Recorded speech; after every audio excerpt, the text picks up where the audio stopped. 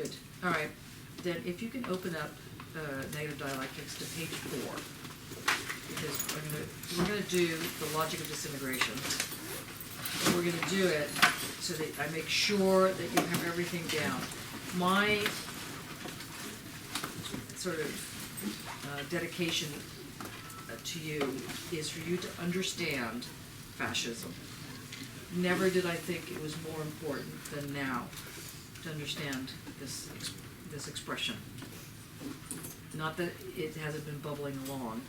And I did think, for those of you that were at Violetta's MA thing today, that was quite moving. It was also quite troubling. But I want you to understand this thing called fascism. Not neo-fascism, but fascism. Hi, David. I just told everybody that I'm leaving. Okay, you already know. Yeah. So did you have any questions about that? Good. Anyway.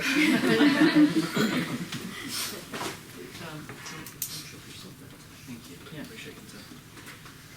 Okay, so what I want people to do is really get a sense of this question of fascism, how it operates in your work.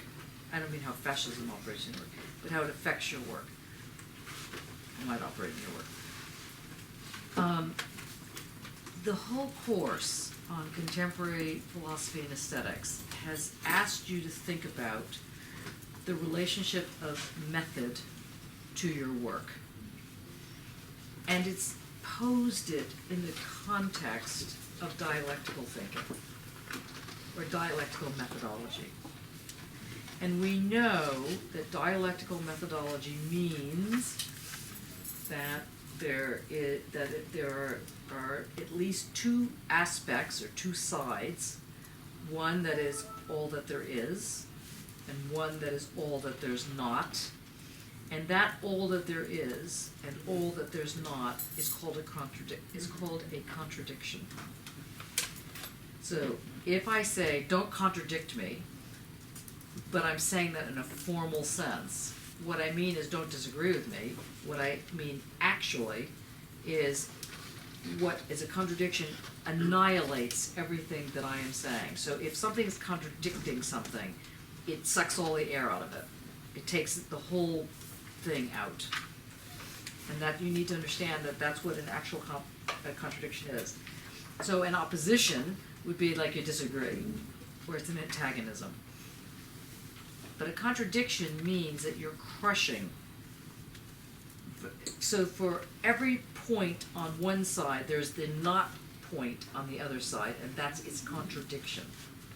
So a dialectic is based on this concept of a contradiction, but it does something weird in that contradiction, and this is what the Hegelian move is.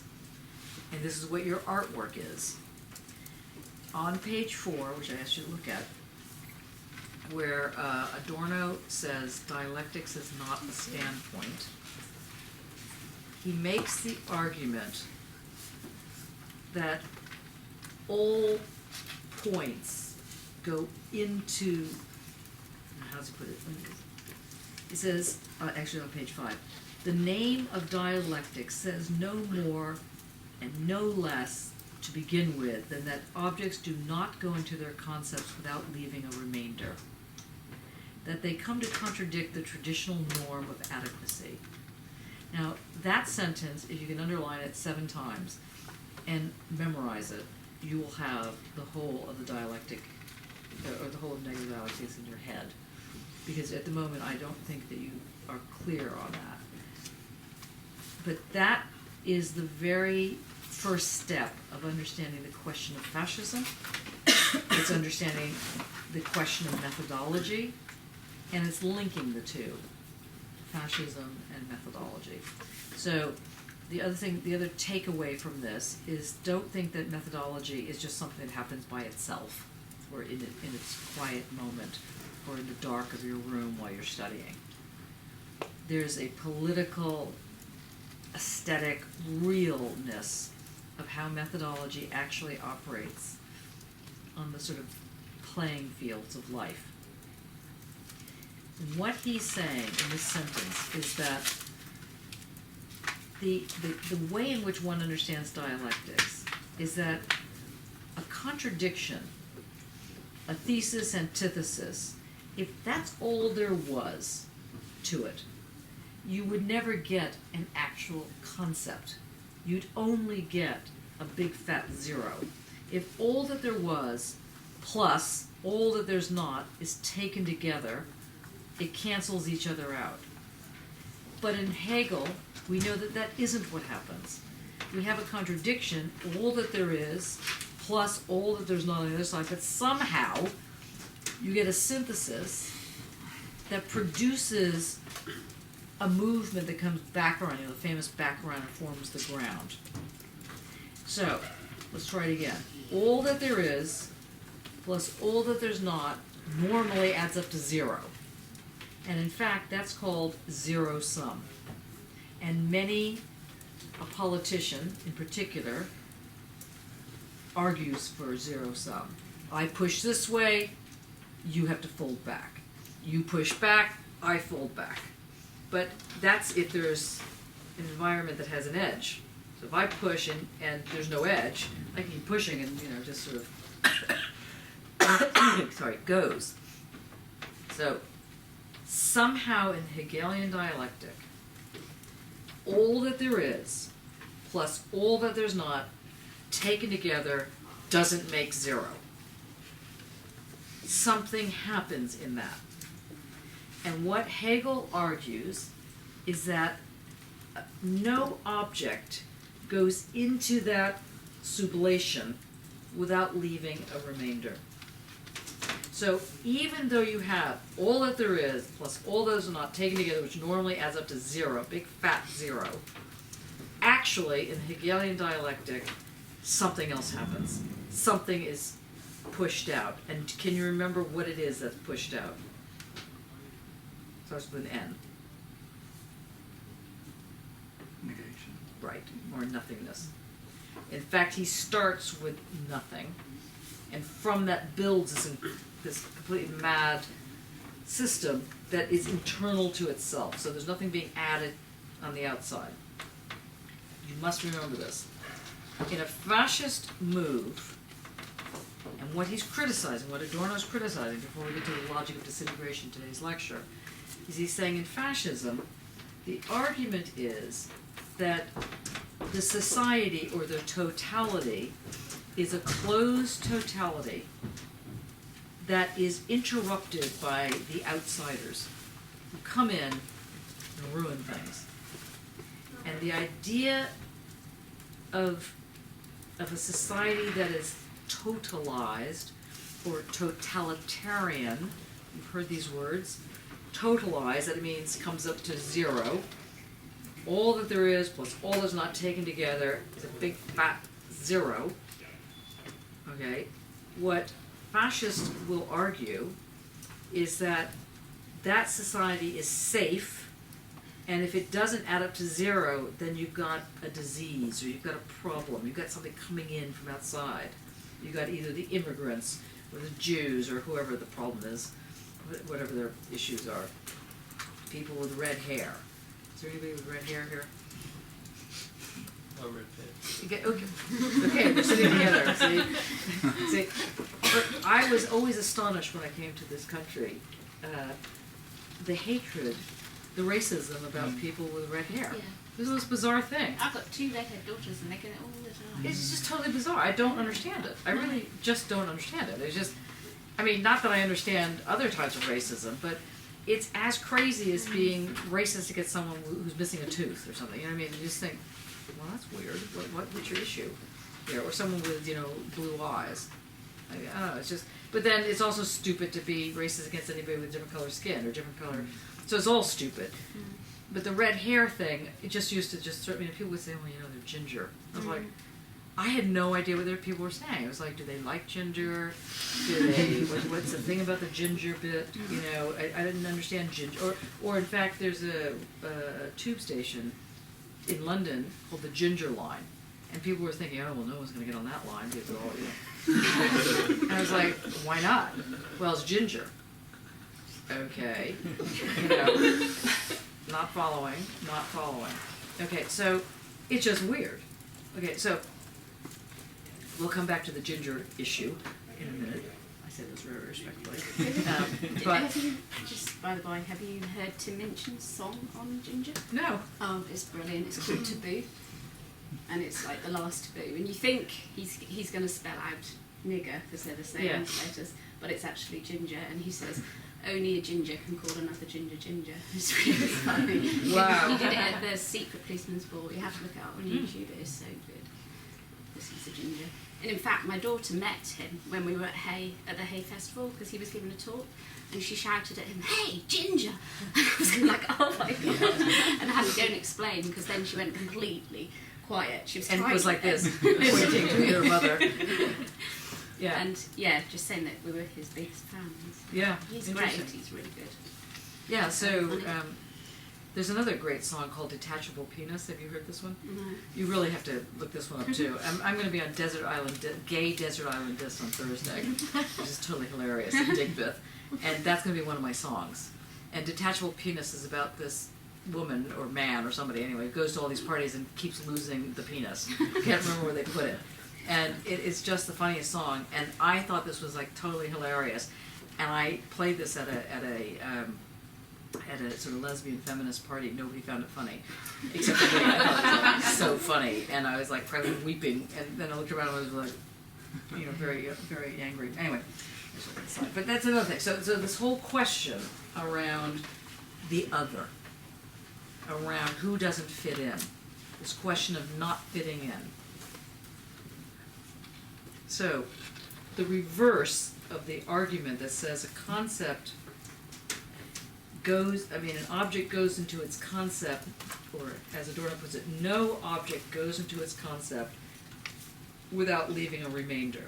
There's no way that you can come up with the knowledge of something unless there's some kind of something that's left out, or left behind, or left somewhere as an excess, as a remainder. An object cannot go into its concept without leaving a remainder. What that means is that there's got to be some kind of something that you're dealing with in order to make it make sense. Otherwise you have a tautology. A, not A. The tautology, you take as a given what you're trying to prove and then you just restate it. That's a tautology. The logic of the tauto, the logic of the circle. So I take X, I come up with X. So this is a tautology. So if I say that the opposite of X is not X, that's true, but it doesn't tell you anything. It just tells you itself. It just tells you X, not X. So if you want to come up with something that means something, there has to be a way that when X sublates the not X, or the not X sublates the X, something comes out of this. Hegel argues that something that comes out of it is nothing. And then he goes off on a long journey about what this nothingness is, or what this negation is. So what Adorno is pointing out on page 4 and 5, Dialectics Not a Standpoint, is what he's saying in that section is that he's just not kidding around about using dialectics. It's not just something he decided, well, I'm bored, we're going to use dialectics. He's saying this is the method to understand social reality. It's the method to understand how fascism happens. It's the method to understand how art matters, why art matters. Or to put it slightly differently, how art becomes matter, how it becomes something that you can do something with. So he says in Dialectics Not a Standpoint, no object goes into its concept without leaving a remainder. And the question is, what is this remainder? So in Hegel, the remainder is this thing called immanence or transcendence, the movement that creates. You have the synthesis, one side gets eaten up or sublated by the other, and you have, as you remember, right? Everyone remembers, you start with nothing, then against nothing is what? Starts with an I? No? Intuition. Okay, and then so intuition eats the whole thing up, and then you have a big I, the big concept of intuition, and then intuition as a big concept gets put against what? You jumped a step. Jumped a step. Actually, jumped 2 steps. So, with an S and a C. 2 words. Well done. So sense certainty. So sense certainty, let's think about what sense certainty is. You have a gut feeling, you feel very secure in your feeling, but how do you know it's true? Well, you kind of know it's true because it's slightly stronger than intuition, but you don't really know the whole story. That's sense certainty, basically. So basically what you were talking about today, Dorota, with this notion of taking the red, that was your sense certainty. You were starting with sense certainty, and you were trying to use that to go forward with it. So what Hegel is saying is that eventually you get to knowledge, because you go, the intuition gets sublated by sense certainty then gets sublated by perception gets sublated by understanding gets sublated by knowledge. You end up with knowledge, this big thing, and it becomes the basis for understanding the whole picture. And in the Hegelian system, nothing is left out once you get to the knowledge state. But to get there, no object goes into that concept without leaving a remainder, even for Hegel, right-wing as he is. So for Hegel, he is saying, well, he could be left-wing, but anyway. What Hegel is saying is that no object goes into understanding how it is fully formed without having something left out. But it's not left out like on the corner, like at the detachable penis left on a couch somewhere. It is left out like the surface. It's just like a surface isn't inside an object, right? A surface is not in the object, it is the surface of an object. Well, that's taking as a given what you're trying to prove, but the surface is, let's say, the top layer, right? So the surface of this table isn't the table. If I sliced it off and threw it somewhere, another surface would come up. If I sliced that off and threw it somewhere, another surface would come up. So the surface is the last expression, as it were, of the structure, right? Whatever that structure is. So the surface is stuck to the object, but it's not the object. Understood? Yes? No? Sort of? Okay. So the surface is the excess of the whole picture. So even for Hegel, there has to be an excess that's attached to the structure in order to make sense of it. Otherwise you just have a tautology. But for fascism, the argument is that you want to get rid of the excess, because the excess is considered excess to requirements, surplus to requirements. So in that sense, the excess is thought, you've got to get rid of the excess. And what Adorno is saying is that if you're going to use dialectics as a way in which you're going to understand reality, and he's basically saying in the first page, that is what you have to do. This is not, I'm not just setting this out as a kind of interesting thing and check out my market. He talks about market stall. I'm not just saying this is the market stall, just come and pick my oranges or bananas or whatever they are. He's saying this is the method. It's not my view that it should be the method. It's the method. It's the way in which one thinks. And if you're going to go there, then you got to accept the whole package. And the whole package means that the surface is an excess, but it's not an excess like leaving it somewhere. It's an excess that's stuck to the surface. It's stuck to the structure. So even in that very tight version of excess, which is not part of the structure, but isn't like far away from the structure, it's still part of the whole solution. So you can't talk about a society having an excess that you're going to get rid of. Because if you get rid of the excess, the so-called excess, the thing falls apart, according to the dialectical analysis. So he starts on that trajectory for you. He says, look, let's just go with method. Forget about political anything. Let's just go with the method. Let's understand that the last layer, as it were, the surface, it's not like we just think there should be a surface. Okay, let's put a surface on this. But that, in fact, that is how you understand your work, or the social, or any concept. It has a surface to it. The surface has its own set of properties. It's negative. It's transcendent. It's it's transcendental, it's imminent, it has this movement, it becomes. You lost? Anybody lost that was willing to admit it?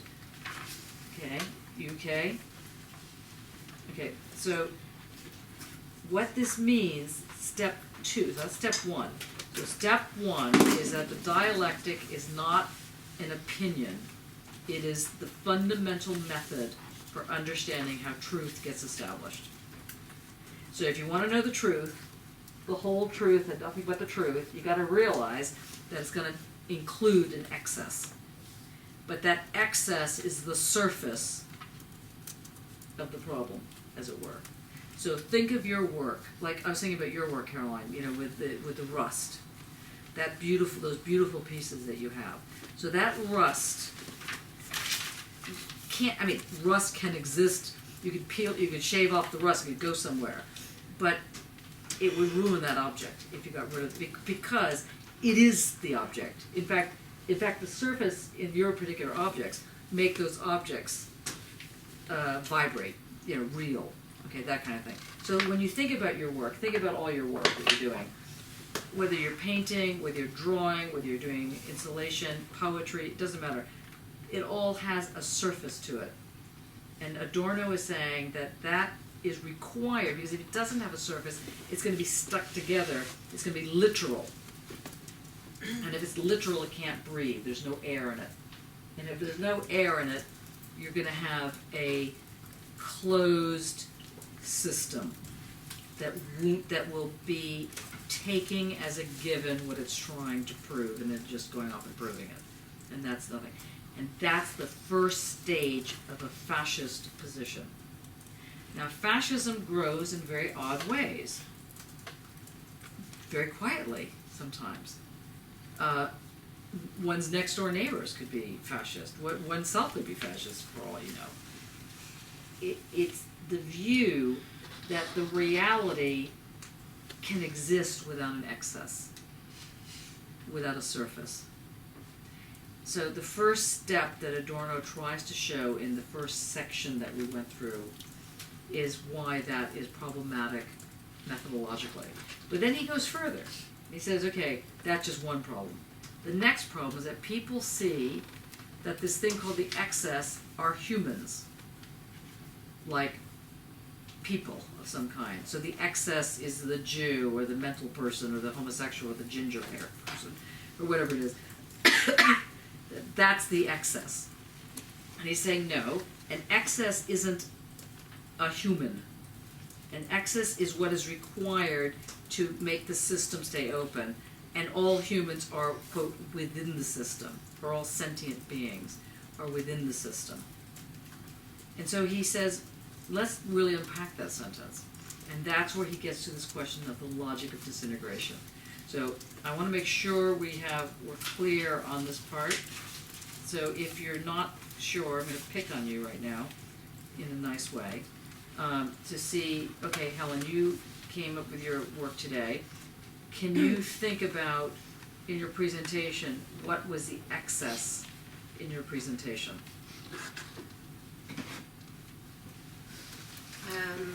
Remembering that excess is what allows it to have its shape, or it expresses the shape of what you're doing.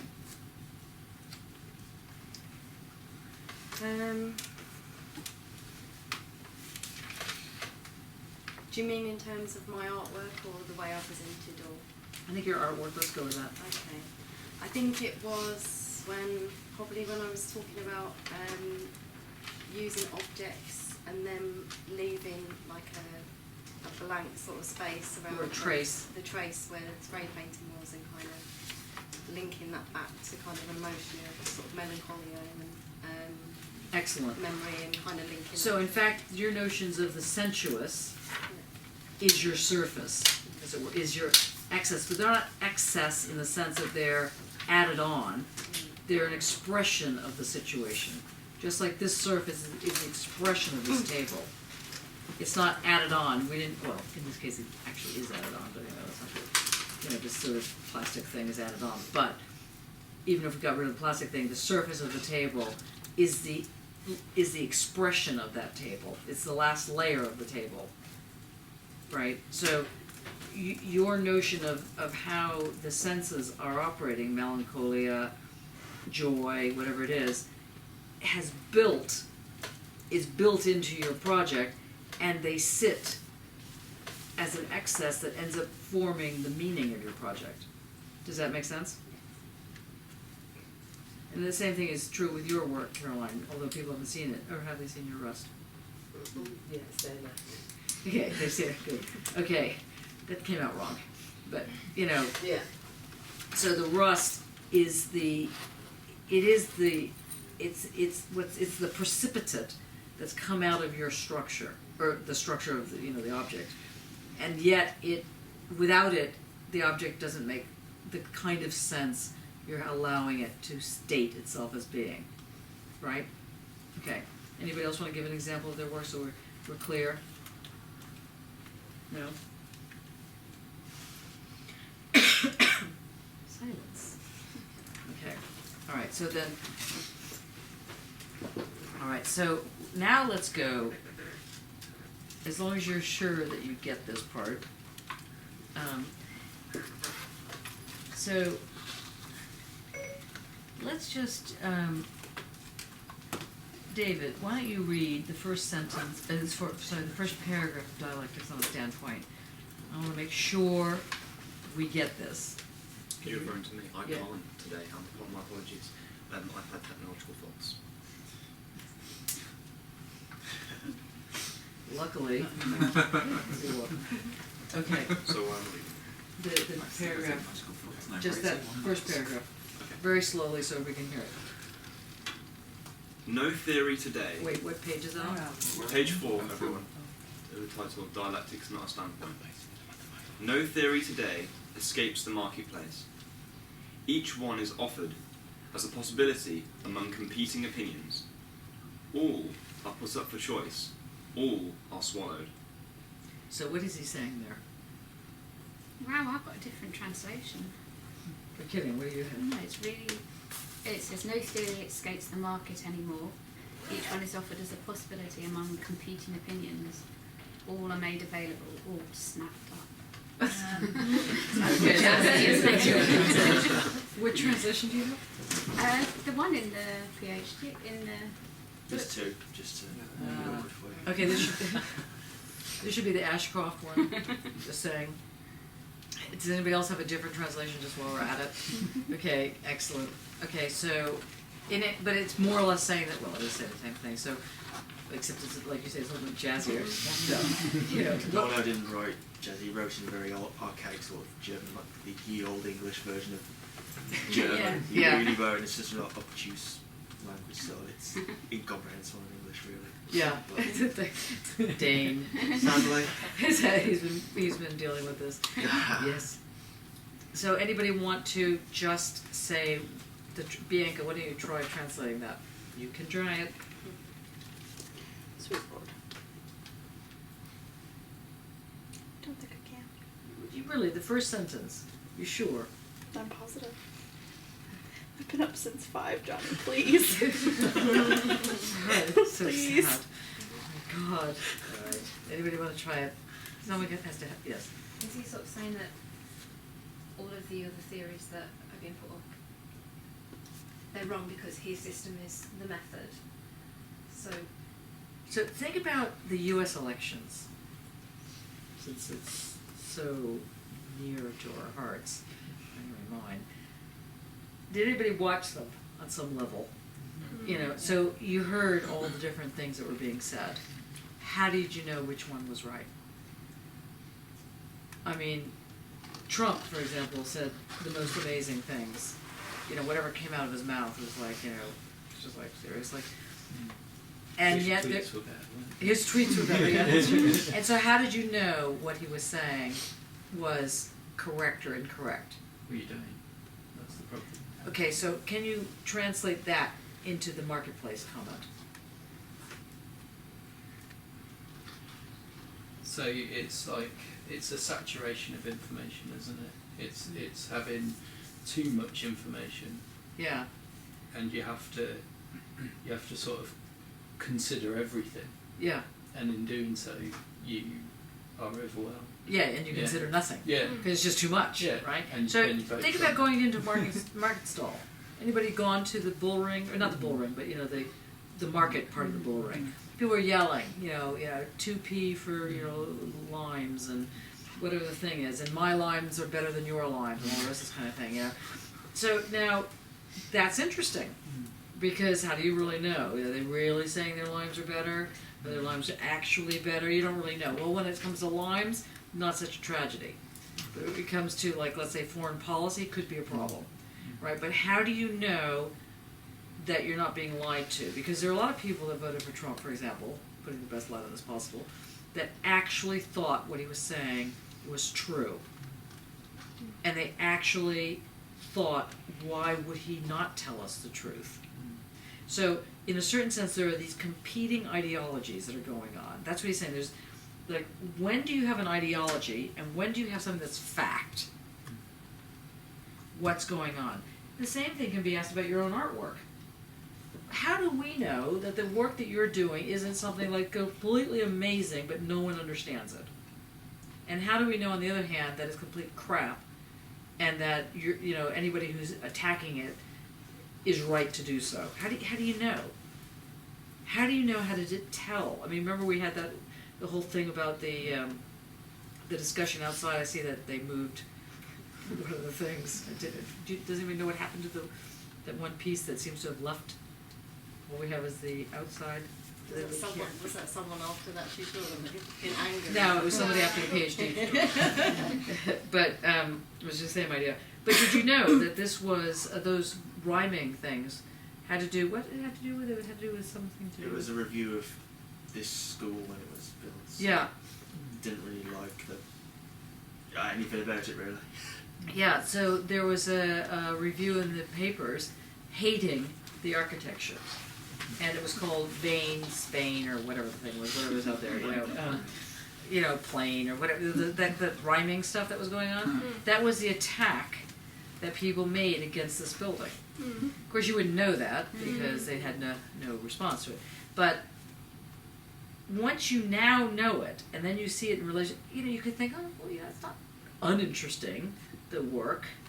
Jonathan might still think it's interesting. But Jonathan's going, no, still bad. Okay, so what he's saying in this thing is that in the marketplace of competing positions, let's say, about your own artwork, you'll have your own artwork. You're all individuals, you're all doing your own artwork. Let's take Millie's artwork, your mad fish, blowfish, people things that are going on. You're like, some people, as you know, we were talking about this, think that this could not possibly be art. Whatever it is not art. And other people go, no, it's definitely art. How do you know that you're doing something called art? It's because you're throwing it out into the market stall. You're saying, here's what I'm doing. Nobody here is studying art history. Well, is anybody here studying art history? Good. Okay, nobody's here studying art history, so you're learning the great masters. And sitting there doing, like used to happen in art school, where you'd be painting a model, either still life or a person or something. Nobody does it these days, at least in contemporary art school. It's very rare, unless you're doing some part of sort of traditional drawing, hand to eye drawing. That's the only time that happens. Now, personally, I think they should bring it back. But personally, I think everybody should be walking around naked. So I mean, I have a take on this. But the thing is that in that position that has moved from the hand-eye coordination, which was considered essential to being an artist, to whatever, we claim the whatever as art. I mean, Amrit, think about your work. Your fabulous, mad pieces of these structures. That have some kind of bearing, but there are people who look at it and go, in fact, you've looked at it and gone, it's like, many times. So how do you know what you're doing is work? How do you know it's not just the marketplace, the hawking of the ware?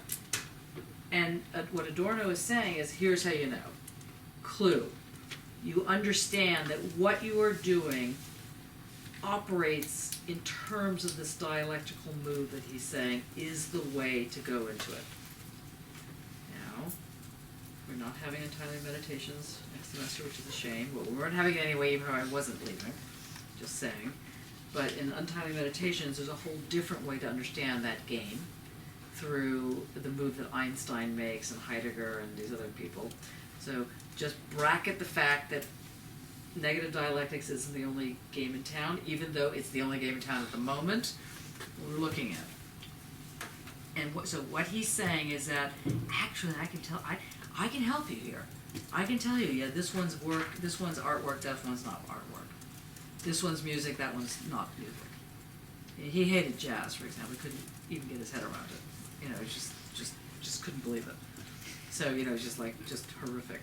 I don't know what he would make of rock and roll. That would just like probably send him over an edge. You know, now, so, can you read that sentence again? So now you've heard this. So Bianca, I want you to pay particular attention. I know it's been 5 o'clock in the morning, you've had 2 hours of sleep. But see if now when David reads this, if it doesn't make more sense. Go on. No theory today escapes the marketplace. Each one is offered as a possibility among competing opinions. All are put up for choice. All are swallowed. What do you think? No response. Oh, no, I get it, yeah. Okay. We're good. No, I don't mean, did you get it? Can you now share what you got? In terms of your own work, let's say. In terms of mine. Yeah. Oh, crikey. I don't think anybody likes my stuff. Perfect. Nobody gets it. That's perfect. That's perfect. You're a perfect person to select. What do you do? Abject. And things Abject. that make no sense to anybody. And what makes it abject? I think it's the fact that nobody likes it. It's that little thing of, I don't like that, it's not particularly nice. So it puts them off it, it makes them feel uncomfortable. And Welcome to our group here, then. You're perfectly right to be here, then. Okay, but is it paintings you're doing? Is it sculpture. sculpture? And do you have an example that you can show us? Yeah. This is the thing I love about artists. You either have your iPhone, you know, you have a little picture. It's great. Let's see one. And not who as in names, but what type of people are saying they think is not art. Things like tutors. My mother. Your mother. My mother. Okay. It's not a fridge piece. I must say I wasn't expecting that as the answer. But okay. It's not actually tutors, it's usually other students that kind of look at it and go, nah, that's not art. I get the weirdest looks when people walk by, they kind of go, mm. And you too, right? Do you? No. People tend to. I mean, especially with the paintings. With the drawings, people tend to go, oh, that's really weird. That's really. But with the paintings, people just tend to be like, oh, it's pretty. It's coloured. Oh, great. Well, that's annoying then, Yeah. because that's also wrong, right? Anybody else have like don't understand it, don't get it? People think I've got a really weird taste. Yeah. Well, if it's like skin graft stuff, and obviously they're like, oh, you look at that and then they're like, do you not think that's weird? I'm like, no. Anybody else have that issue? Dorota, I think that would be That was classic for me you. at all. They always say, we don't know what they're talking about. So, and yet you persevere.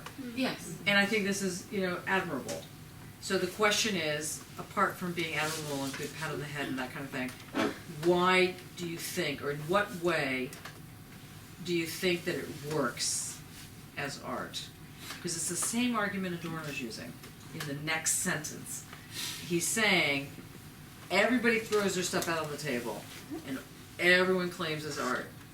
Now, it's taken a lot of courage for you to step up to the plate, particularly in a neoliberalist environment where, what's your job you're getting? Why how could you possibly, what could you possibly do with art? And depending on where you are in the food chain, a lot of women, for example, they'll say, oh, well, you'll get married off, so that'll, someone else will take care of you. A, or B, then they'll say, oh, well, you'll never get married off, you're going to die in the gutter and something like this, or right? I got that. I mean, when I was in my young and militant phase, which is now, but I got a huge grant to study in Latin America and Mexico, and this was studying populism and fascism, as a matter of fact, but in art. And I was ecstatic, and I told my folks, oh, I got this great thing, and they said, just don't call us from jail. Wow, somehow I wasn't expecting that as a response, you know? Not like, that's great, fantastic, good for you, what is it about? No. What you're doing is going to get you arrested. And when you're arrested, we've told you not to do this, and you still persisted in doing it, don't call us. Call a lawyer. You know, it's like, well, A, I'm not going to get arrested. You might. Okay, let's just change that, right? Because anybody who's doing the kind of work that doesn't fall into a normal path, and that includes, if you're doing normal artwork, whatever that means, but let's say painting the old masters, something like that, even that you're not going to necessarily sell unless you're selling fakes, you know, like good versions of fakes, and they make some money on fakes. How do you know that you're doing art and not just some pastiche or some garbage? Well, you don't know, really, if you're honest, you know. Or do you know? The fight, haven't you? Okay, so you have that Kierkegaard moment. Okay, good. Yes? Some of it's no. So- Not everything that you do is art. You try some things that don't work out. Yeah, good. But Okay. And how do you know when it works? You're talking about the tinkle again, that's Okay. wherever you feel it. Yeah? Okay, I get the fact that people love Kierkegaard. Okay, we gotta move to Adorno. We're gonna make this leap into what Adorno is saying. Adorno really hated Kierkegaard. Yeah, he did. He wrote his entire dissertation on why he was wrong. Yeah, it's Yeah. true. And what did he hate most about Kierkegaard? It was the neglection of the social contract that people relate to other people, and people have to live with other people. I just didn't see this whole wishy-washy wandering off on your own, looking over the horizon. He just thought it was ridiculous. Yeah. And he was just trouble. He was That's a lot true. of fun. No, he was, you know, I don't know, it was hard work. I mean, you got to think about these people, you know, would you want them for dinner? You know, would they be just one of these guests that you're thinking, wow, guest from hell, you know, but still have to entertain somehow. I think I've told you before about having a, will remain unnamed because you never know what happens with these things, came to the house, very famous philosopher, and I had all my PhD students, this was a couple of years ago, so it was before you were a PhD student, but they came to the house. I used to have all the students always come to the house for Christmas, and this guy was there, he was staying with us, and he decided to just pontificate about how fabulous he was by taking crystal wine glasses, and after making a very important point, throwing them over his shoulder and smashing them into the fireplace. You know, and I wasn't around for the first like 5 glasses. But I kept hearing something breaking. I thought, you know, God, you know, cats must be knocking into something. And then I saw that this man was like throwing, you know, this is the thing about the dialectic. He was a Adorno person. Like, this is the thing you have to understand with the dialectic. And so I gave him a glass with plastic. And he said, what is this? I said, it's a plastic glass, David, because you're going to break it. He goes, but that's the whole point. No, that's not the whole point, or there's a bill involved, if that is the point. Okay, so we had this, and the reason I tell you this is because there are forms of certainty that you have to understand. Now, he was absolutely making his point. You're going to make your points with your artwork. I mean, I don't mean points like point scoring, I mean like you're going to make a claim. When you present your artwork at the end of the year, or the middle of the year, or whenever you're presenting it, or when you just know you've done something and it's just like, yeah, that works. How do you know? So Adorno has a system of how you know. It's not a template. It's not something you can, it's like paint by numbers where you put it over the piece. I mean, you understand it. He has a template. What's the next sentence? There are no blinders for thought to don against this. Okay. Meaning, did you find your artwork yet? Yeah. Oh, pass it around. Oh. See, now I've lost it again. I don't know which bit to show you. Just pick one. People do the work. Something with teeth. Something with tea. Expand. Is it teeth or vagina chair? Which one? Yeah, true. Vagina chair. I don't think you'll want this vagina. I'm not gonna lie. I didn't say I wanted the It's vagina. not necessarily the most appealing. I'd like to see it as well. Okay, good. We have, is this the vagina chair? Yes, yes, it is. There's teeth involved as well, so you get the best of both worlds. See? And do they need braces or the teeth in, you know? They're in a little bit of a rickety shape. Not gonna lie. Okay. Okay, now, for those of you that have seen it, now everybody take out a little piece of paper and just say artwork yes or artwork no.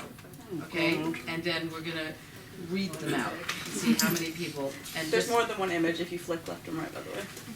don't make it too complicated. Dorota, since you have a large piece of paper, can you rip this up into Yeah. large pieces? I would like to share something.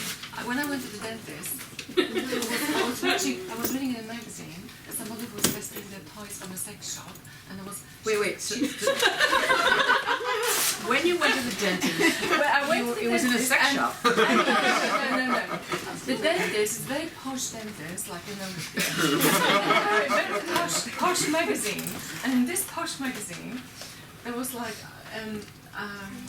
a section of a lady who works for a company who makes sex toys, and she tests every single sex toy in a chair in the office. And then when I Wait, went in the chair. That's the best job ever. that chair. Wait a second. If you're a dentist, that dentist chair that you No, were and in. then I tell you later. Tell us now. No, it's really embarrassing. Well, okay. What you? Yeah, no. That's it. No. You You can't. but that's a big question. So you're in a dentist chair. No, because looking at this chair as a vagina is Yeah. well. When I went to the dentist, I was waiting for the dentist, and there was like a section of magazines, so you can just read when you just shake and wait before you go to that chair to the dentist. And there was a section that a lady who works in the office, but she tested all the sex toys on the chair. So what you can do That in lady the chair. in the office that you were No, at the in dentist. the magazine. Oh, I see. Okay, how will we Which is begin? not Okay. understanding. Does everybody have a piece of paper? Shall I proceed? No, not yet. Does everyone have a piece of paper? You have one. Okay, good. Yeah, I'll have a second. Who wants them? So anybody that's seen it, if you can just write down yes or no. Yes means art object or a work of art, and no means it's not a work of art. Okay? So yes or no. And just, if you can give them to Sophie. You have loads.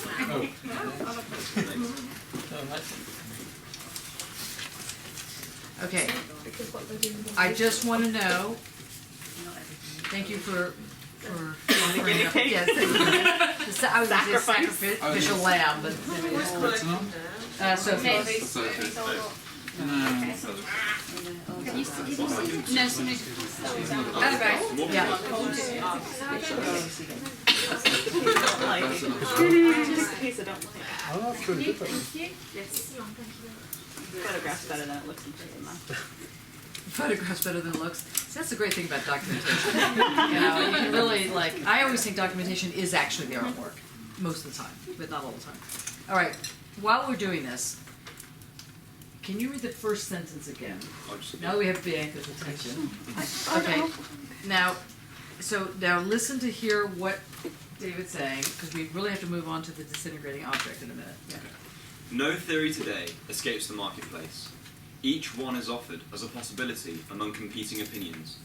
All are put up for choice. Okay, now just read it again, and instead of the word theory, say artwork, wherever it says theory. Okay, sure. No artwork today escapes the marketplace. Each one is offered as a possibility among competing artworks. All are put up for choice. All are swallowed. What's he saying?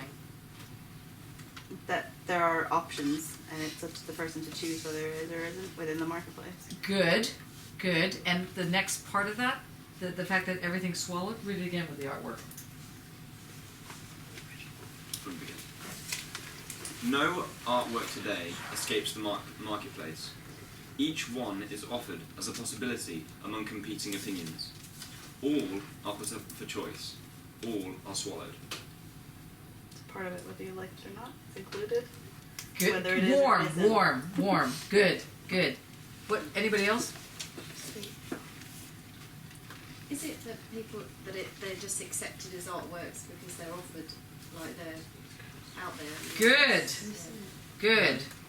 It's kind of saying that you almost, even though he's implying that you have a choice in it being offered, you almost don't, because for it to be artwork, you have to consider everything. You almost don't have a choice in whether it's a possibility or not. So if everyone is saying this is artwork, this is artwork, this is artwork, Well, you at least have to take that good. as a you have to take it What's that? Well, as a start point. And as a then you starting, move on and from then there. Good. go Rachel, on. is that what you heard as well? You're just saying yes. No, you're putting it out there. You immediately going to get it creates its own feedback, doesn't it? Good. One more time, so we make sure that we've heard this. With artwork. Yeah, with artwork. No artwork today escapes the marketplace. I haven't seen what happened to the artwork, by the way. Where did it go? Each one is offered as a possibility among competing opinions. All are put up for choice. All are swallowed. So is it more or less saying then, this is what you're given, you accept it for what I'm telling you it is, and then you like it, you don't like it, it's your choice. Sort of. That second part you added. Say it again, one last time. We're almost there. But the first part is correct. The first part is correct. Go on. No artwork today escapes the marketplace. Each one is offered as a possibility among competing artworks. All are put up for choice. All are swallowed. The work is fantastic. I don't know who's telling you it's not. I mean, don't talk to your mother. Okay, so what is it saying? So everybody said yes. Everybody said yes. 100% said yes. I know Now, a few of you are just being nice. look at this crowd. But did you say yes because it was presented to you as art, and therefore you accepted it as art, or did you say yes because it is art? Notice the difference. In the sentence that Adorno is saying, stroke David, what is art, what is being presented to you is saying, this is art. Take it or leave it, but this is art. And everybody goes, oh yeah, it's art. Yeah, of course it's art. So Adorno would say, oh my God, it's so not art. He would like go, you know, you're just thinking it's art because someone told you it's art. Right? So think about it again. Knowing that it's been presented to us as art, do you think that you think it's art because it was presented as art, or is it art? Is anybody changing their view? No. We could think about last week as well, couldn't we? Because that was also saying to us, because they're presented here in Excellent. these boxes, we're telling you it is, but we were all kind of rejecting it. That's right. That's right. So what made you think that this one was art without that feeling of, saying no, the rest of it's... Because pretty much unanimously, there were one or two people were being very kind, saying, well, I guess it could be art. But basically people didn't think it worked out there. It feels like it's more than just an assemblage of things thrown together. Yes. For me, anyway. Excellent. Excellent. Is that for you as well? There's a kind of, a knitting going on, but not knitting in the sense of tangibly knitting, but there's a cerebral knitting, I think, happening. Excellent. There's something, certain pieces of work that you see, and there's something almost lazy about them, as if it's that whole thing about, I'm just going to pop that there and it makes it art. And I struggle with that. I want something more, so I want to Excellent. have some feeling about it. So we know, here, let's give your phone back before you lose it. Because I have a tendency to take it. So we know that that is working as a piece of art, not because everybody was told this is art, but because something is happening there that makes it work. Now think it through. What do you think is happening in that piece? Thank God it is art, all I can say, because I was a little worried when you were going on about it. We need to bring your mother in here. And She can have a chat with you, that's fine. but what is it that, you're right, so you're saying, okay, there's this thing about it that makes it work as art, and that is because you have to work at it, but the work that you're doing isn't the work of what was required out there, right? What's the difference between the work that was required of you out there and the work that was required in here with this piece? Yeah. It produces something more than action can see. Good. Good. A little bit of a goosebump there. That's good. That's excellent. Anybody else want to say anything? Makes you ask questions, doesn't it? Yeah, and what type of questions? Like, really needs dental work? Or, no, that wasn't, you know, it's not, that's not really the questions it's asking. What is the question that it's asking? There's something creepy about that word, right? Mm-hmm. There's something creepy. And yet, you know, and also it's on, is that leather that the chair is? Yeah, so there's skin, there's been tanned, it's been made into a chair, it's been an animal that's been killed, then there's the teeth, could be human, well probably not, don't want to know where that teeth came from, but what do you think? It looks natural. It looks like those bits that you put there are meant to be there. It's look like if you peeled away any part of any chair, that's what it might look like underneath, and that's quite unsettling. Yeah, good. Is that the kind of, it's about excess that forms the expression? Yes! So would that be because those teeth, you know, crawling out almost? Excellent. We're questioning why they are there because they're not usually there. Right, and yet they belong there. Yeah. They don't belong there, but they don't not belong there. So they're the excess to that thing, but they still belong to it. They're still so somehow those teeth are an expression of that structure. Mm-hmm. Did you want to say something? Yeah, and is that why the author makes it the system open? Because it's not leading to the solution 101, or is it? Can you repeat it, just so we've heard this? I think that is why the artwork of art makes the system open, keeps the system open, and prevents the fascism as well. Yes? Because the solution 1 minus 1 is not 0. Good. Did you get that over there? This end? Very good. Now can you read the next sentence? There are no blinders for thought to don against us. So the first sentence was, No theory today escapes the marketplace. or let's go with the artwork. Oh, sorry. No artwork today escapes the marketplace. No artwork today escapes the marketplace. There are no blinders for thought to don against this. Okay, there's no blinders for artwork. There are no blinders for artwork to don against this. Okay, so in the next sentence he's saying, he's going on, right? He's made a point, and like people that are very proud of the points they make, they decide not to let it go. And so he's making it again. You know, and you'll see he makes it many times. So he says, someone claims this to be art. Is it art? I put it out there as art. People, you're not looking, have made their livelihood as this being art. Is it art? I don't know. But you can become blind. You can have, what are those called? Blinkers? Blinkers. Blinkers.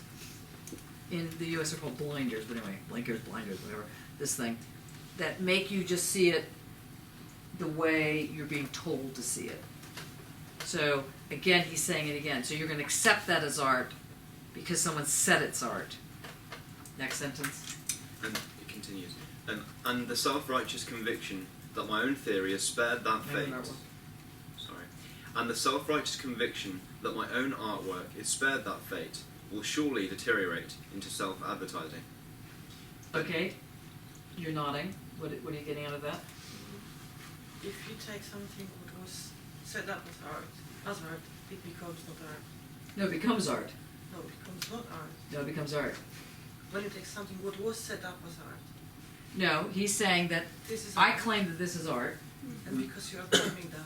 and then you're then thinking because I'm an authority figure, I'd like to see myself as opposed to don't deny that. So because I'm an authority figure and I'm saying as an art critic or as a professor, whatever the story is, I'm saying this is art, and so you all nod sagely and write, yes, this is art, but you know, probably maybe it's not art. Yes. But I say it's art, so it becomes art, and even if this is my own piece, even worse, because I put this forward as saying, this is my work, it's art, people, live with it, like it was happening outside, right? And so what happens?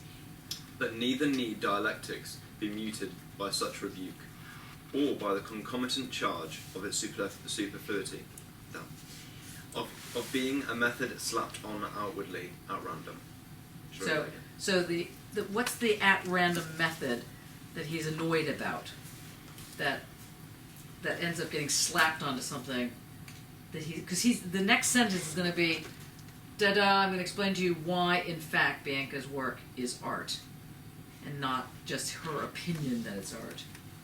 He's going to say, okay, it's not, Bianca throws this out as art, and everybody goes, maybe not. This group, unanimous yes, because this group unanimously has a method of how they're understanding how art operates.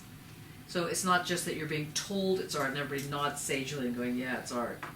But there's something happening in that piece that makes it work as art, whereas the piece out in the lobby wasn't doing that. So even though you're told it's art, you're going, gotta work a little harder, guys. Not art. Right? Because it's not doing something outside that piece was doing. And now you have to think, what is that piece doing that enabled it to be called art without question? But that one out there, you could think about it maybe, 3 weeks later, think, okay, maybe it is that working as art. Let's try it again. But neither need dialectics be muted by such rebuke, or by the concomitant charge of its superfluity, of being a method slapped on outwardly at random. The name of dialectics says no more, to begin with, than that objects do not go into their concepts without leaving a remainder, that they come to contradict the traditional norm of adequacy. Contradiction is not what Hegel's absolute idealism was bound to transfigure it into. It is not the essence in a Heraclitean sense. It indicates the untruth of identity, the fact that the concept does not exhaust the thing conceived. Want to say what that means? To articulate myself. Yeah, okay. So it's saying that to try and define everything in that way, is to say that, I'm just going to not stop reading it, is to say that there is actually, that you're missing out something, that you're saying something fallacious, because you're trying to say the whole truth, and actually you're missing a bit. You're missing... Close. The whole truth, in order to have the whole truth, you have to have something called the untruth involved. Otherwise, it doesn't work. If it's either in your face, too literal, or not literal enough in a certain sense so that you can't even find what the untruth is, it's not going to work. It's the same as known and unknown. No, because the known and the not known are part of the contradiction, and then the excess is the untruth. Try to read that last bit again. Yeah, sure. So, because it's the untruth that becomes this thing that makes one reassess what identity is. That identity isn't the truth of one's being. It's this combination of truth, untruth that enables an openness to maintain itself. Yeah, go on. Contradiction is not what Hegel's absolute idealism was bound to transfigure it into. Okay, which means what? No. What does it mean to say that Hegel's contradiction, what was Hegel's contradiction in the dialectical method? Well, there is. Thesis and antithesis. Perfect. So that's the contradiction. Thesis, antithesis, that if it just collapsed into itself, you'd never get a concept. But you do get a concept. So something is stuck. Something's exceeding the concept by. No, I get that. It's too much. I know you have a tutorial. It's too. It's. Sorry. So, in order for there to be meaning or identity, because identity is meaning, is your meaning, in order to have meaning, there has to be something that's exceeding the contradiction. Because if it's all that there is plus all there's not, you're going to have the zero again. If you have the zero, you're not going to have artwork. You're not going to have an identity. You're not going to have something that works. So he's, in that paragraph there, he's setting up an argument that says identity is not a positivity. Identity is not saying, I am X. That's not identity. Identity is the ability to have a meaning get established that remains open. So this thing called the untruth that doesn't get sublated is what's left out. It's the excess. Can you read that again? Sorry, David. That's right. It's making notes anyway. Contradiction is not what Hegel's absolute idealism was bound to transfigure it into. It is not of the essence in a Heraclitean sense. It indicates the untruth of identity, the fact that the concept does not exhaust the thing conceived. Read that first sentence of what you just read again, just, and I'll stop you at that point. Contradiction is not what Hegel's absolute idealism was bound to transfigure it into. Okay, so that translation there is that contradiction in the Hegelian system isn't meant to collapse on itself. It's got to produce an untruth. It's got to produce something, a negative, a nothing, a something that is nothing. Because if it doesn't produce something known as nothing, because it has to be within the system, so it can't be extra to the system, then it'll be a tautology and it'll be closed, and there'll be no air, there'll be no breathing in the system. And if there's no breathing in the system, not only do you not have art, you don't have anything. You don't have thinking. And that is the first stage of fascism. The first stage of fascism is to close down the process so that there is nothing left out. So there's nothing, when I say left out, I don't mean, because in the Hegelian system, nothing's, quote, left out, in the sense that the whole system is itself working. But it's not, but it includes in the system, in the totalized system, it's contradiction, or no, sorry, it's so-called untruth, or it's negation, in order to make or it's surface, in order to make that work. And if you don't have that, it's going to close down.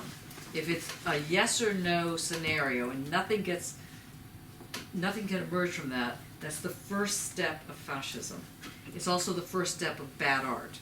And so anything that is, because your work, Millie, gets accused of this, and I think, Lily, yours probably does too, in a certain sense, the notion of illustration. The problem of illustration, which neither of you are doing, by the way, but you can be accused of doing it, because the problem with illustration is that it presents what it is, and that's the whole picture. And so if you're presenting the whole picture, you're illustrating. And if you're illustrating, it's never going to work as art. Got it? So that's what he's saying. He's saying, so it won't work as art if you accept that something can be closed down, or can be literal, that it doesn't have an excess somehow. Now, in Bianca's example, or sample, or whatever, artwork, it's so clear, it's so visceral. It's got that energy happening, that sort of throbbing bristle, as they say. It's got this energy going on. So there's something that enables curiosity to come into it. So you're drawn into it, and at the same time not so drawn into it that you become swallowed into it. You don't become it. So what Adorno's saying here is that if you understand Hegel at all, because he's not completely condemning Hegel, because he likes Hegel over Kierkegaard, for example, as Dane rightly pointed out, if you have any sense of the importance of Hegel, you'll understand that when he talks about contradiction, it requires an excess. That's a methodological move that must happen even if you're a Hegelian, and if you are a Hegelian, you'll know right away that that's the method. That's the method that enables one to understand how art is working, or that it is working, and that's his position. But he what's the right word? He enlarges on that position by saying that that position requires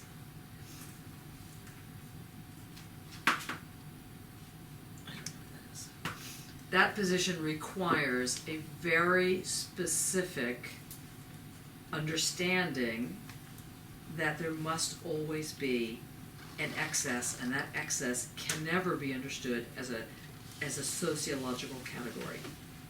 It's an aesthetic category. It's a method category. It's a logic category. Whatever it is, it's not a people category. So it's not Jew, it's not ginger, it's not mental. Because all of that group is within the social. So he's going to make a second move in this move.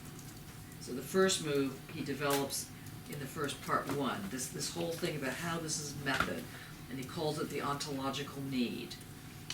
Well, that's not quite right. He says the ontological need is the need to ground your argument in something, to ground your artwork in something, to make sure you're on the ground so you can make a comment.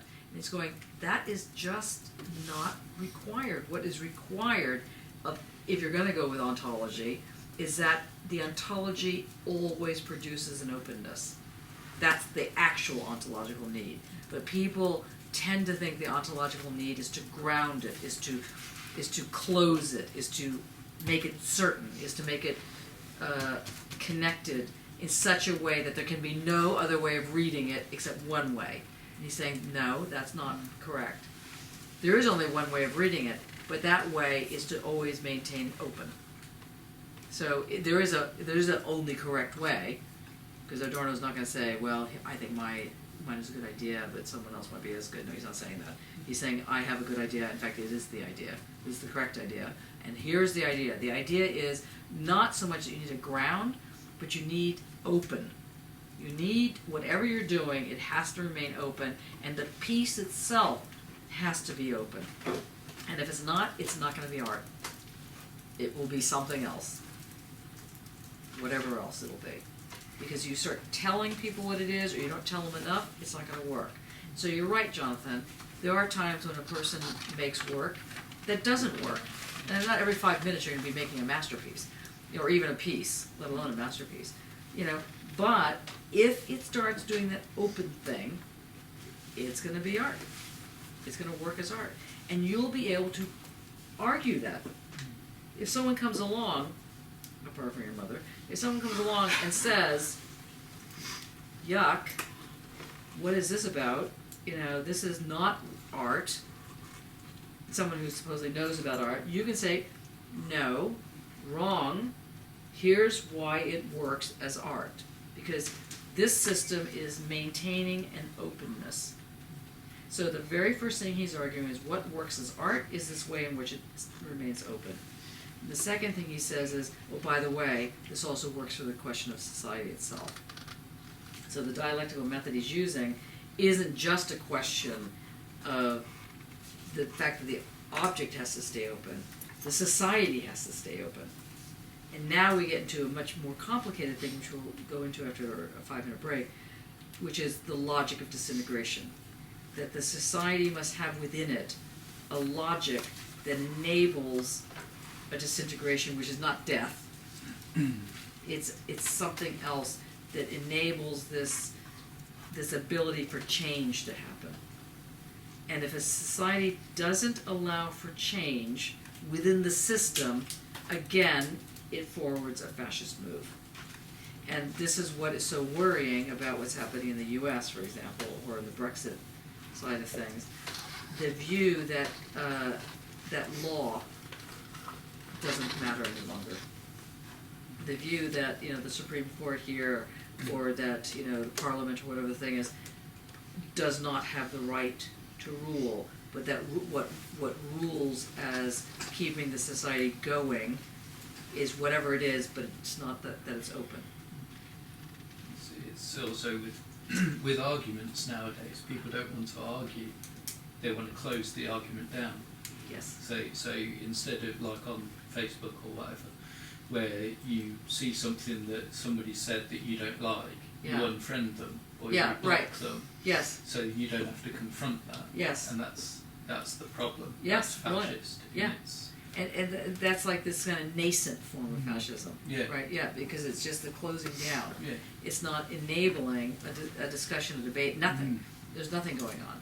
But even if there was a debate that was happening, there's still this position that there's an answer to the debate. And again, that's not the answer. The answer is just that there isn't an answer. And that's the answer. And if you get something else than that, you're veering from democracy.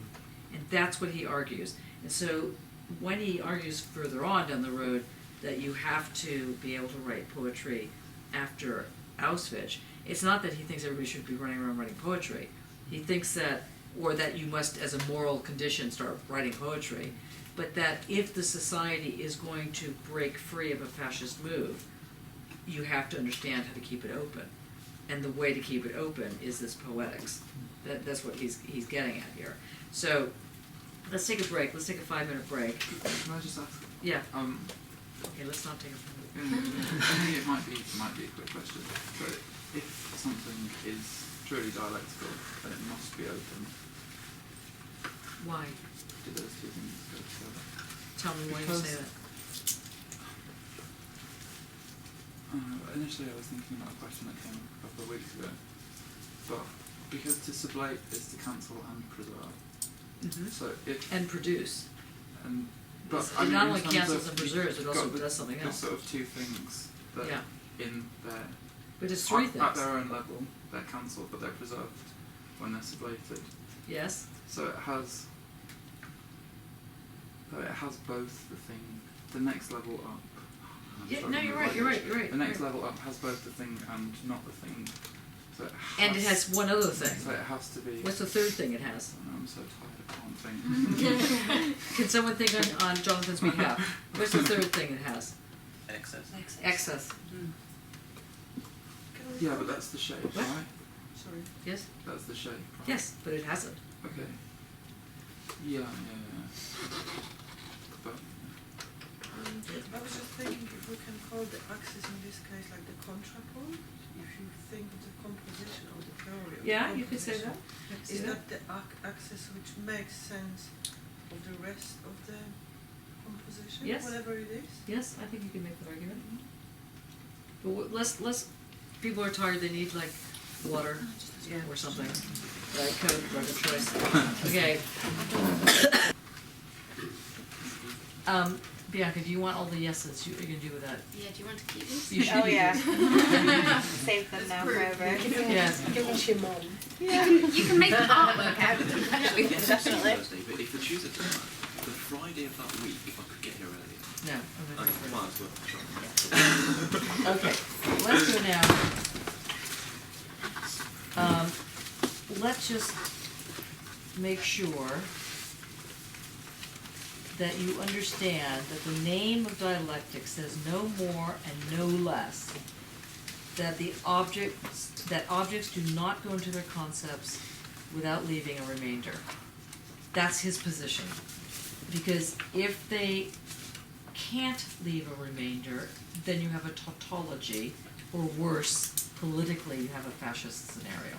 So you need to understand that that's where he's drawing that major position that he develops throughout the next 300 pages from this line. Now, if we could go forward now to the logic of disintegration, I think it's like 144 or something like that.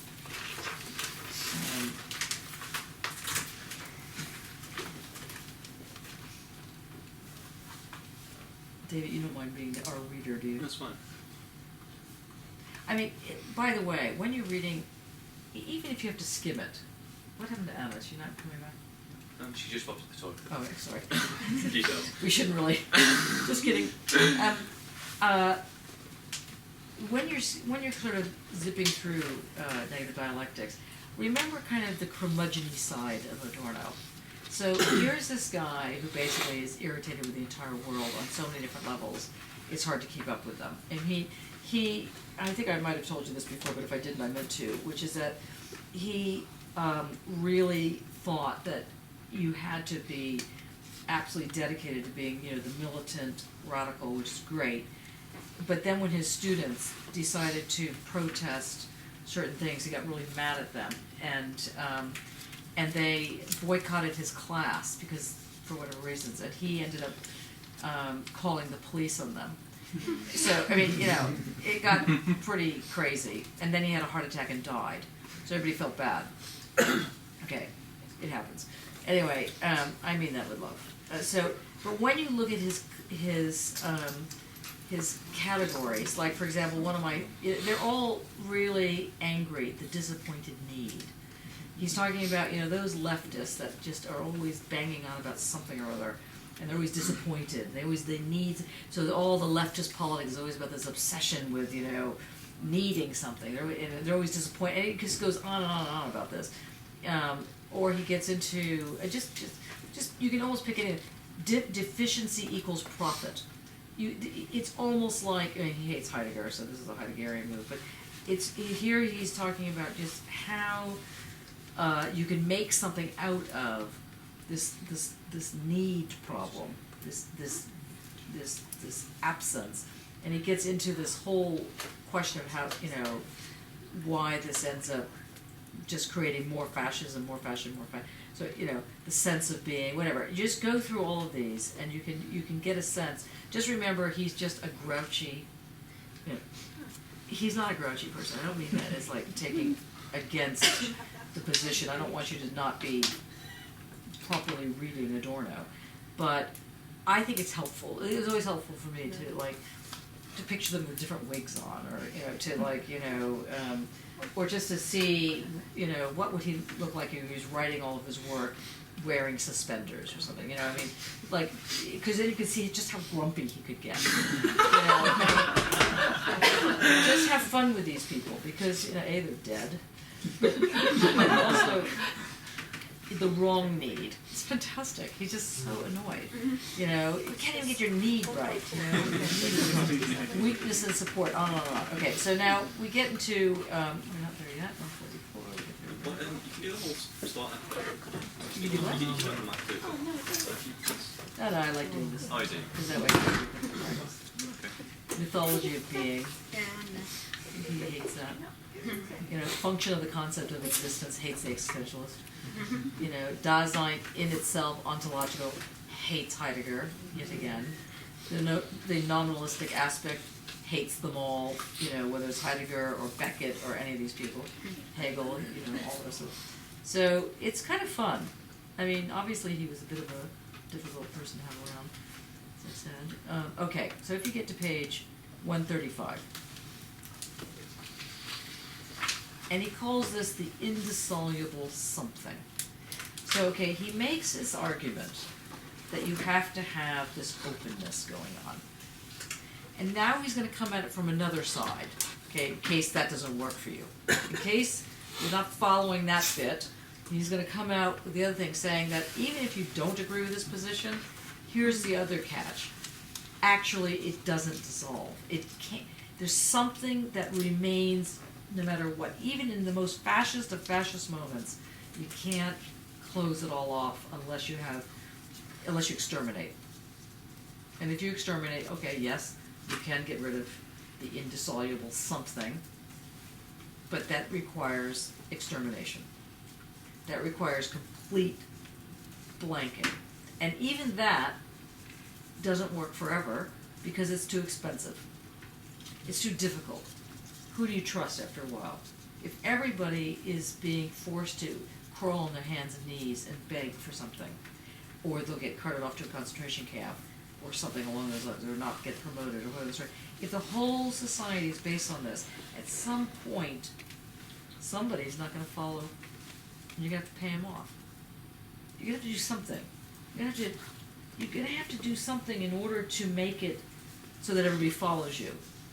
The great thing about the failure of dictatorships is they normally fail because they're too expensive. Because you can give all your henchmen rifles, but what happens if they decide they want to be the head? Then it's a small problem. Because then you have to pay somebody else to make sure that they don't turn on you. And then that they don't turn on them. And then, and it says, so he's saying that somewhere along the way, there is the indissoluble something. This is what I was trying to say today in the tutorial that we were having, because Violetta so well explained the horrors of misogyny and the horrors of racism and so on that you could get very depressed. And I'm not saying that the world is good. I mean, I'm not saying that, we just go out now and skip and chew gum or something. But instead, the kind of old Gramscian expression, which is, pessimism of the intellect, optimism of the will, which basically translates to saying there's always this indissoluble something that exists. And until that's beaten out of you, which it can happen, but until that happens, there is some way you'll wake up. There's some way that something will catch. So there's an expression in horse riding that you can break a horse once and then you have a great horse, but you can't break a horse twice because then the horse is just nothing. It's no good. It won't be a horse. It's the same thing about people. You can break a person once because, at least on one level, you have to be somehow repressed a little bit. You can't be all running around wanting to have sex with everybody and be naked and just dancing around the room, right? At some point that would just be a problem. You have to be somehow repressed, at least at one level. But if you're so repressed that you're beaten by it, then that's it. Then it doesn't work. So Marcuse, who's part of the Frankfurt School, he makes this whole argument about basic and surplus repression. Every human being needs to have some form of basic repression. Some people call it manners. But it's a form of repression. You have to somehow swallow it when you don't want to and go, okay, I'm choosing my battles, I'm not going to take this one on. Whatever. Other times, the line's been crossed, and either you take a step or you get run over. And those are the, at some point the choice becomes very clear that either you stand in front of the tank and the tank is just going to run you over, that famous image. People know this image? Yes. Okay. It's an incredible image of the man. Well, it was in Tenement Square, yeah. With the man standing in front of the tank with the white thing saying, this far, no further, and the tank just ran him over.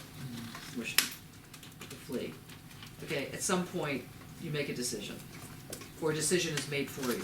And either you step out of the way of the tank, in which case that has its ramifications, or you don't step out of the way of the tank, in which case that obviously has ramifications, so on and so forth. So you have to know, but what he's saying when he starts with the indissoluble something is, okay, let's take as a given that the dialectic, as he's described it, this negative dialectic, which always has some kind of remainder, that remainder can't dissolve.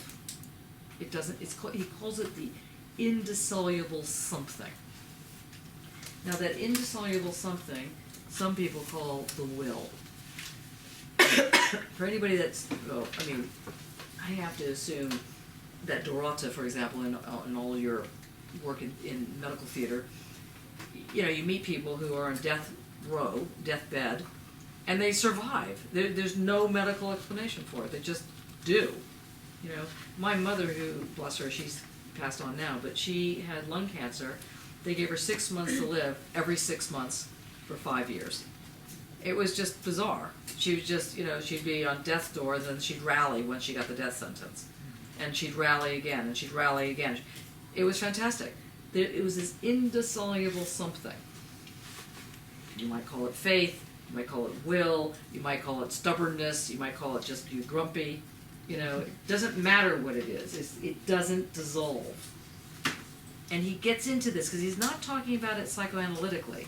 although he is into psychoanalysis, he's not talking about it as cognition in a certain sense. He's saying at some point, you either play the game or you step out of the way, but something happens. And until that something happens, you've got this indissoluble something within yourself, but also within the social environment you're in, that doesn't let up. That's a good thing. He's not saying the indissoluble something is this like raging fascism that never goes away. He's saying the reverse, that the indissoluble something manages to keep this little door open, this little exit open. You just have to find it. So in case if anybody's ever in a concentration camp in the future, hopefully not, remember this class and remember the opening. Remember somewhere there will be an opening. You just have to find it. It's like the rabbit hole. Gramsci, who was in prison because he was head of the Communist Party in Italy, and he was 4'9" or something like this, and everybody used to think when they saw him, because he was dragged in the street, and paraded in the street when he was arrested, and people wrote to his family saying, "This can't be Gramsci, he's too short," which is like fantastic. Anyway, so he's a short guy, and when he was in prison, he used to take notebook paper and write fragments of what he thought should be understandable, and put them in the crevices of the walls. And then Pierre Schraffa, who was an economist from Cambridge, would come in to visit him, along with his sister-in-law, who was invited in as well, but very rarely. And they would collect these little papers from the crevices. Now, there's this indissoluble will that Adorno's talking about. So he's saying on the one hand, on the other hand, on the one hand, methodologically, there's something that's always remaining. But he says, on the other hand, if I don't lose my voice in the middle of this speech, where's my... Does anybody have a throat lozenge? Put them somewhere. Oh, well, okay. On the other hand, in this indissoluble something, he's calling this the human, and he's saying, thank you, he's saying real humans really get killed in real fascist situations. And he has this argument about, he calls it, that the smoke wiggles upward every time a person is killed in the concentration camps. That's a real person that really is killed. It's not like a concept of a person, or is there really a person? No, a real person has really been killed, and that person wriggles upward. He has a really dark way. But he's talking about up until that point, and even during that point, there is something that doesn't go away. Like Macbeth, the blood in the hands. Can't wash it off. Can't wash it off. Whatever you do. And so he gets into this question, is that idealism? Is he talking about something that is just, this romantic thing? Or is it true? Because this is his big thing.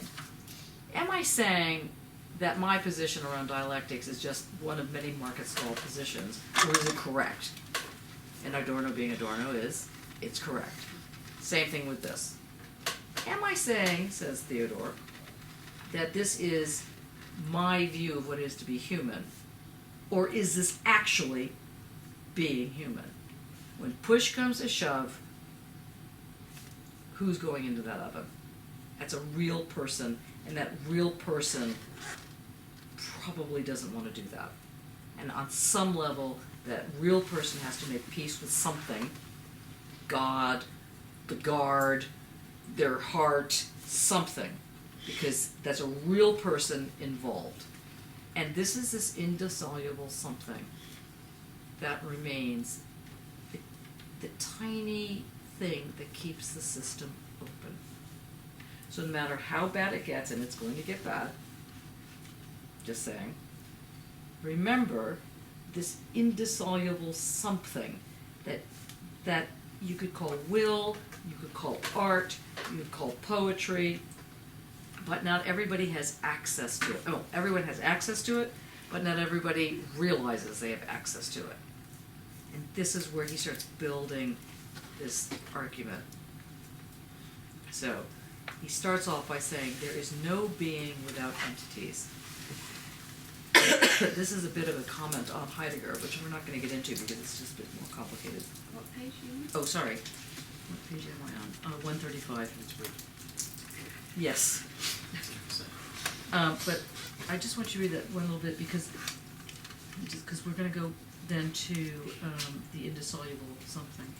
No, not that one. We're going to go into logic of disintegration. So if you can just read that first little bit on page 135, I've already. So wait, thank you for a lot of it. You find it? At 135, I'm going to it now.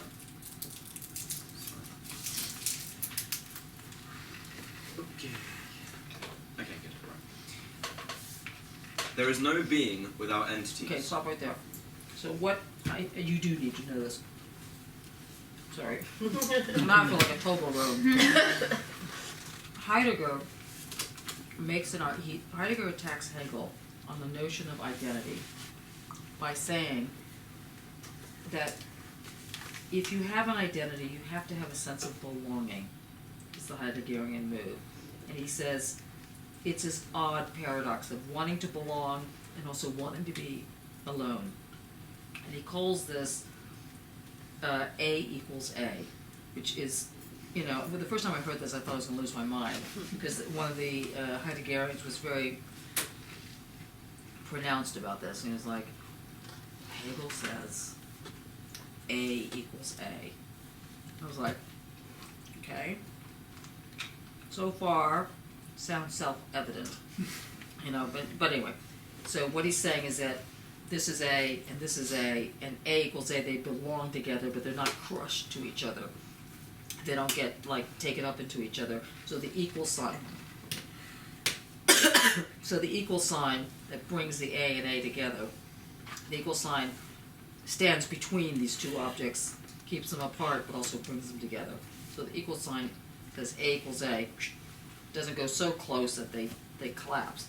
So one is being, and the other, one is a big B being, Dasein, the out there, and the other is an entity, little B being, and those are being brought together. So in that first sentence, he's making a throwaway remark to Heidegger. You probably don't need to know that, but it's kind of useful on some level because it'll become. He's just again being grumpy old man, saying, I'm pissed off about Heidegger because he's a fascist, and people are following him, and he outed his teacher who was Jewish, Husserl. They carted Husserl away, and then Heidegger took his job, and it really is very messy. So, and on it goes. So he hates Heidegger. Can't believe anybody would read Heidegger. Just this kind of thing. I'll do this bit, the quotes, by the way, for people. Not that. Anyway. There is no being without entities. Something, as a cogitatively indispensable substrate of any concept, including the concept of being, is the utmost abstraction of the subject matter that is not identical with thinking, an abstraction not to be abolished by any further thought process. Without something, there is no thinkable formal logic, and there is no way to cleanse this logic of its methodological rudiment. The supposition of an absolute form of something at large that might enable our thinking to shake off that subject matter is illusionary. Constituted. Wait, stop. So what is illusionary here? I'll read that sentence again. The supposition of an absolute form of something at large that might enable our thinking to shake off that subject matter is illusionary. So what is illusionary? The larger thing that they get to. Who gets to? That thought gets to. And what is the larger thing that thought gets to? Good. Yes. Excellent! Can you repeat this for the rest of the group that didn't quite get that? No, I mean, can you say how you got So it's illusionary that you'll ever end up with a closed system. There Yes. will always be something that is outside the system, or an Or opening. not so much that outside the system, but there's always the surface of the Yeah. system. And therefore, it's not in the system, and therefore it will make the system open in case this other argument is not working. Mm. You know, basically. So this always struck me as his, you know, go-to argument in case the other one's not working, because he's saying, look, fascism is here. Actually, when is he writing this book? Does anybody remember? 66. So when did World War II end? So that's what, 21 years later. So he's seen in 1966, what's happening in 1966? What are some of the music groups? Beatles, Rolling Stones. I mean, think about it. In 21 years, from the time of the concentration camps and the horrific, you know, carnage that was going on, now we have Ticket to Ride, right? We have, you know, the Rolling Stones. We have, you know, this whole controversy of whether or not boys can have long hair, which was to hear, you know, right, that kind of thing. It's unbelievable. And he's basically saying, well, that didn't happen out of nowhere. That happened because fascism was defeated politically, but it's not like if no one did anything, it would just stop being fascist. You had to intervene, because Adorno's quite political. He's saying, you know, you just can't sort of sit there going, okay, eventually something will happen. But when there's an intervention, something can happen, because there's always this indissoluble something that's lying around somewhere that you can get. That's what he's saying. He's not saying just hang out and wait for the cows to come home. He's saying I didn't do anything. maybe he was saying. So, no, I'm not saying this. No, okay. So this totality thing. Can you just say it again? Not totality, but the Not argument.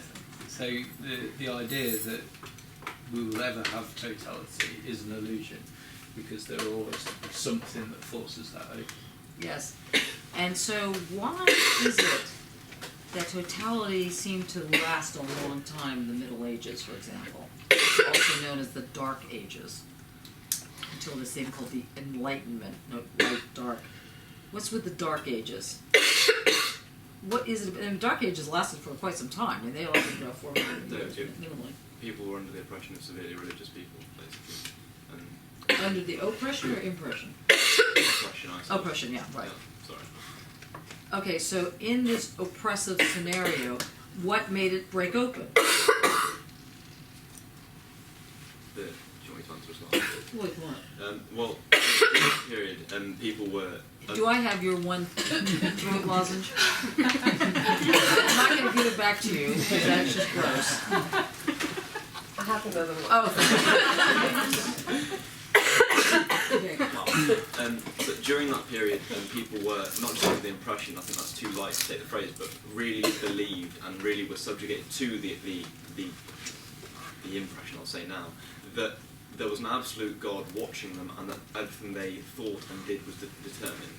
The Enlightenment is the beginning of a period where people allowed themselves to think for but how did that happen? Was it like Tuesday at 4:30, suddenly someone thought, maybe we can think for ourselves?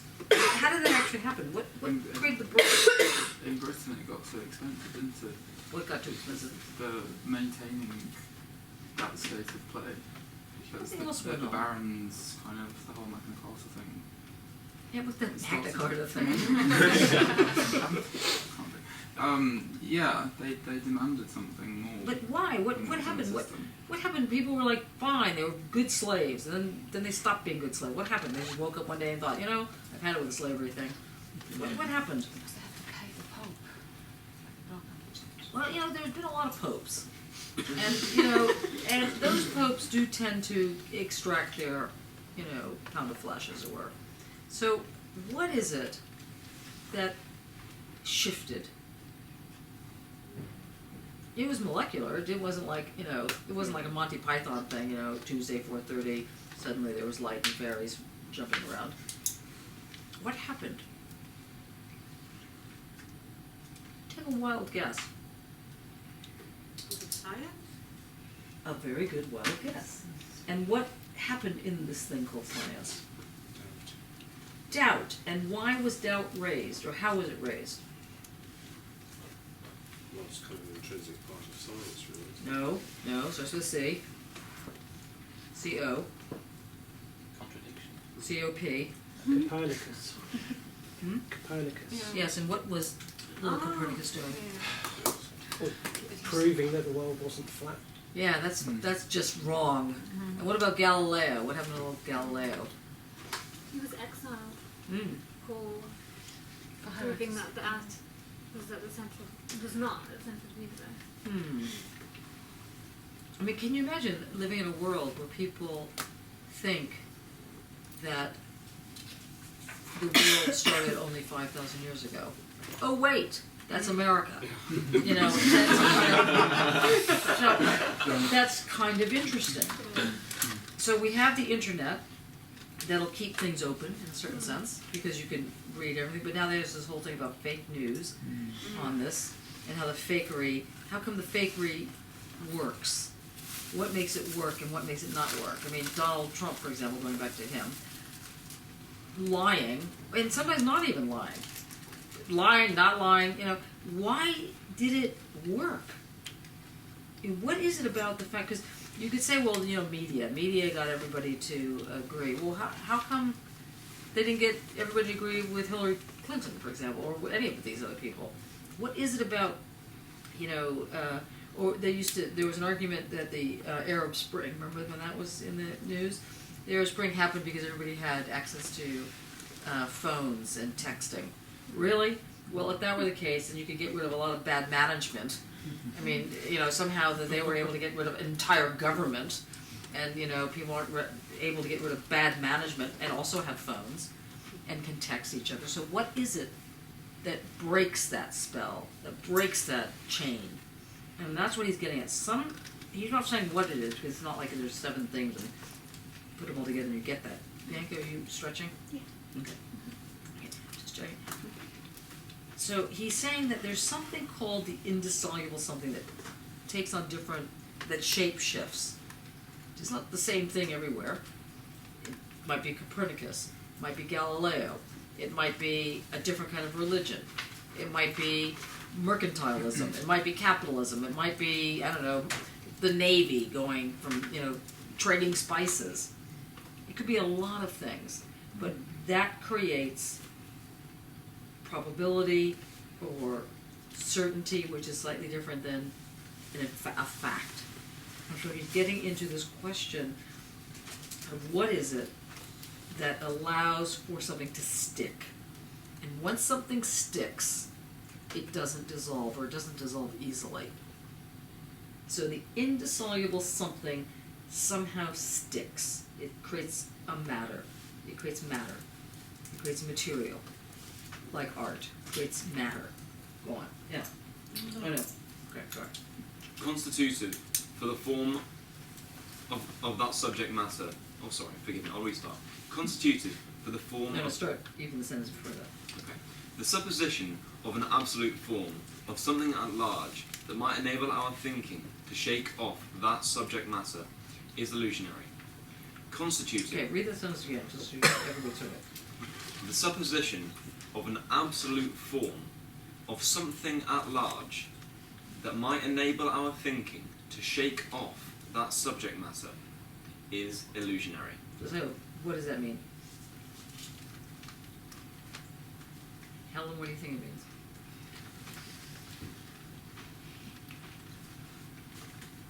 Read it one more time. The supposition... Okay, so what's a supposition? This is not a trick question. What does it mean to have a supposition? To suppose something. Yeah, the view. Yeah, the view that something... Is that what yours says? I don't know. Mine's a completely different page number, actually, so I don't know where we are. Shall I come and sit closer to you so you can take a look? No, just tell me what number the thing is. What number is? Are you At on the top. 135? Oh, No, page. I'm not on the page. Oh, it's not called anything. It's not got a number. This has got numbers. Oh, great. Okay. It's in part 2. Negative So what does it mean to say that something is a supposition? That presupposing that's correct. Yeah, you're just taking it as a given. So that the view that something overarching could change, so it could come in like a knight on a white horse saving the day is just baloney. Is basically saying it's just not going to happen. So if you're waiting for your white knight to come marching in or riding in to save you, don't die wondering. You know, it's not going to happen. Something else has to happen. So the supposition that The supposition of an absolute form of the white knight, let's say, of something at large that might enable our thinking to shake off that subject matter is illusionary. Mm-hmm. Constitutive for the form of subject matter at large is the substantive experience of subject matter. okay, that sounds like nobody's going to understand what this says. So, what is what's being said there? What Dane? Can you jump in? You're good at conclusions. I do, but my voice is going.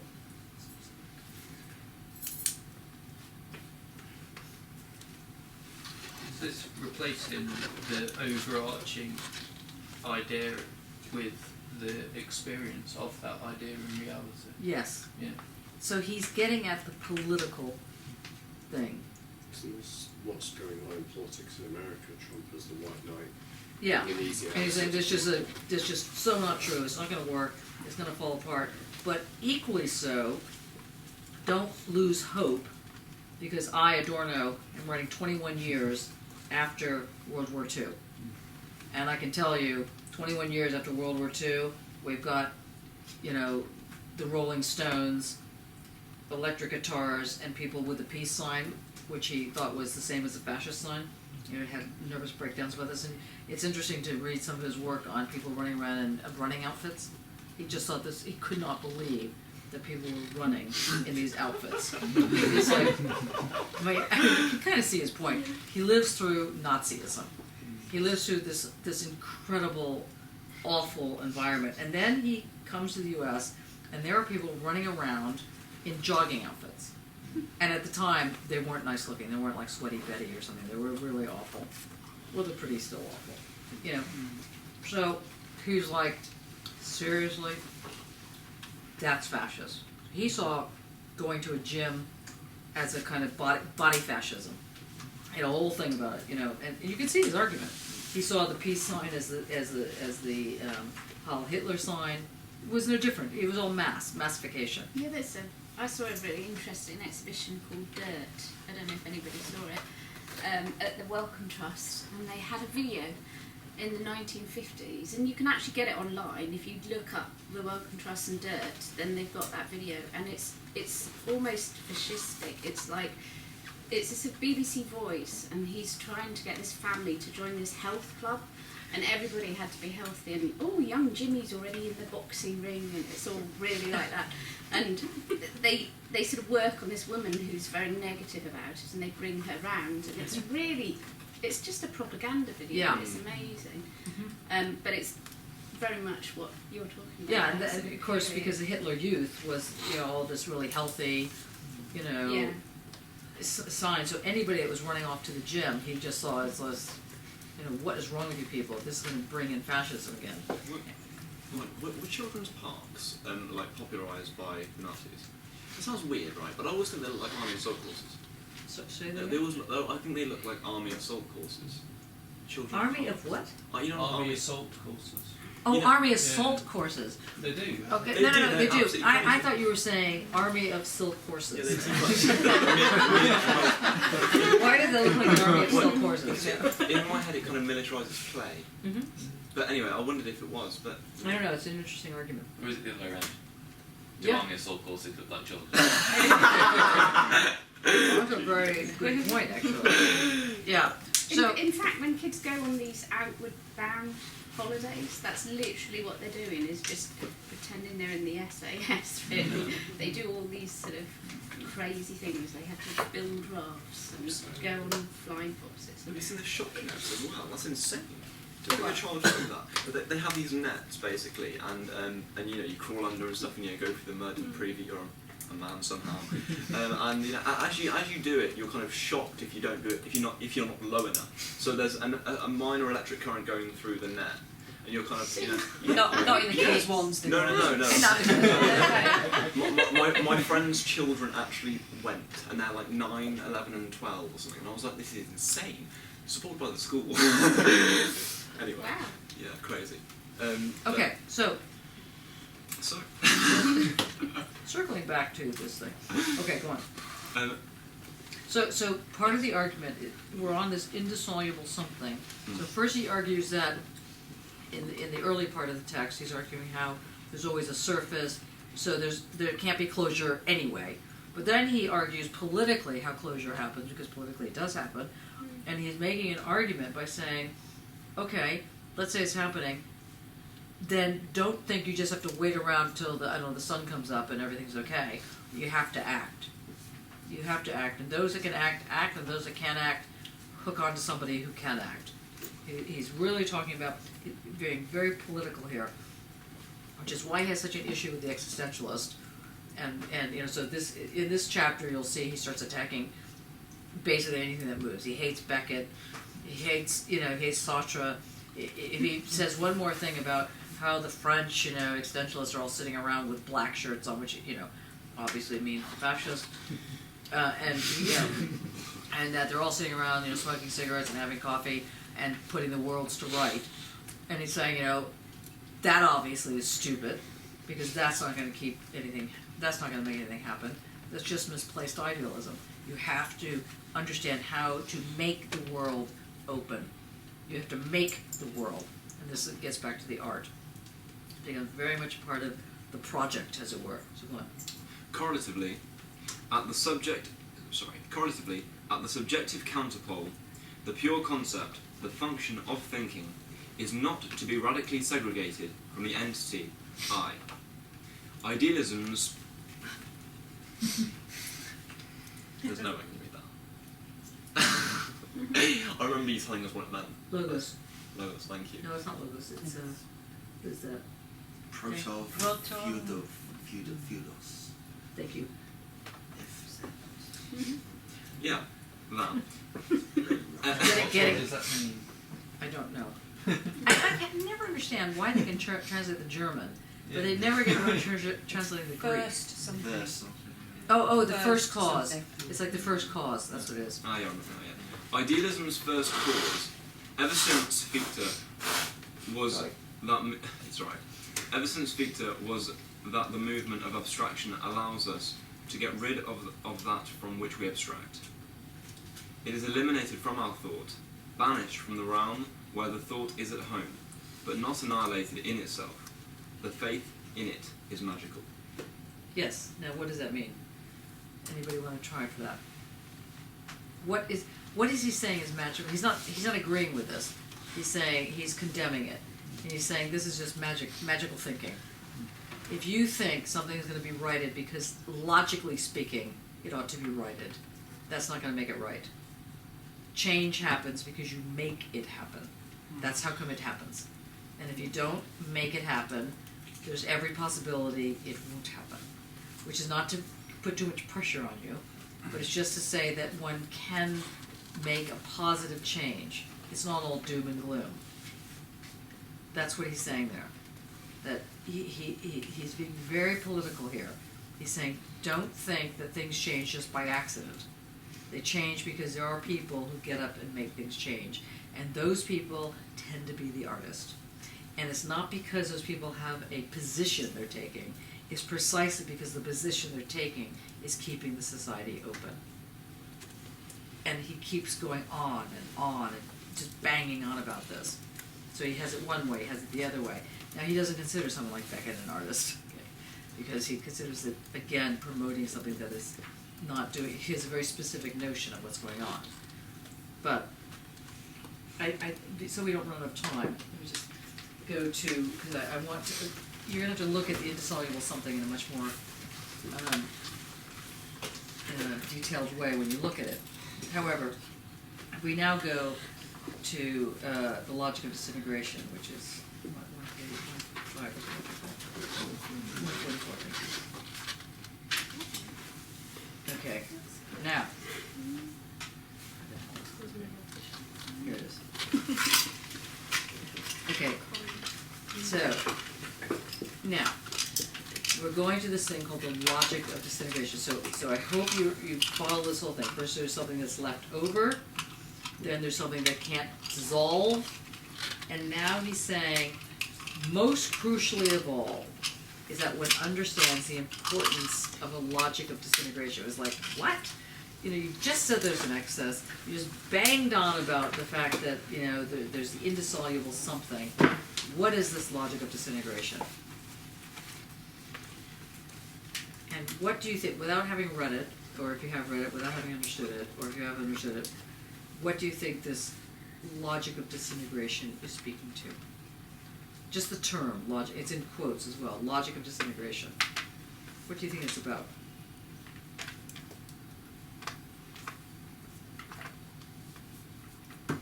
Julie, what do you think? I've read little bits of this, quite a few things really, but I think about how something disappears in order to return again. Good. Good. And Disappear is probably not the right word. no, but it's close. Jonathan, you looked up at exactly the wrong time. I don't know, something in that dialectical move. Yes. What you start with seems like there might be logic, but it disintegrates when it's sublated, but it doesn't. Close. Got lost on the way there. Everybody's tired. I can see this one day. Is it this indissolvable something that we think people lead themselves to believe that it can dissolve, but it never does, so we're coming back to the indissolvable something. Is that me? So they convince themselves. No, he's in favor of this logic of disintegration, so it's not like he's making fun of it. Is it something to do, I might be completely wrong here, with the system being open? It has everything to do with that. It was kind of, I just remembering from when we were talking about the artwork outside, and one of the issues with it was there was no way into it.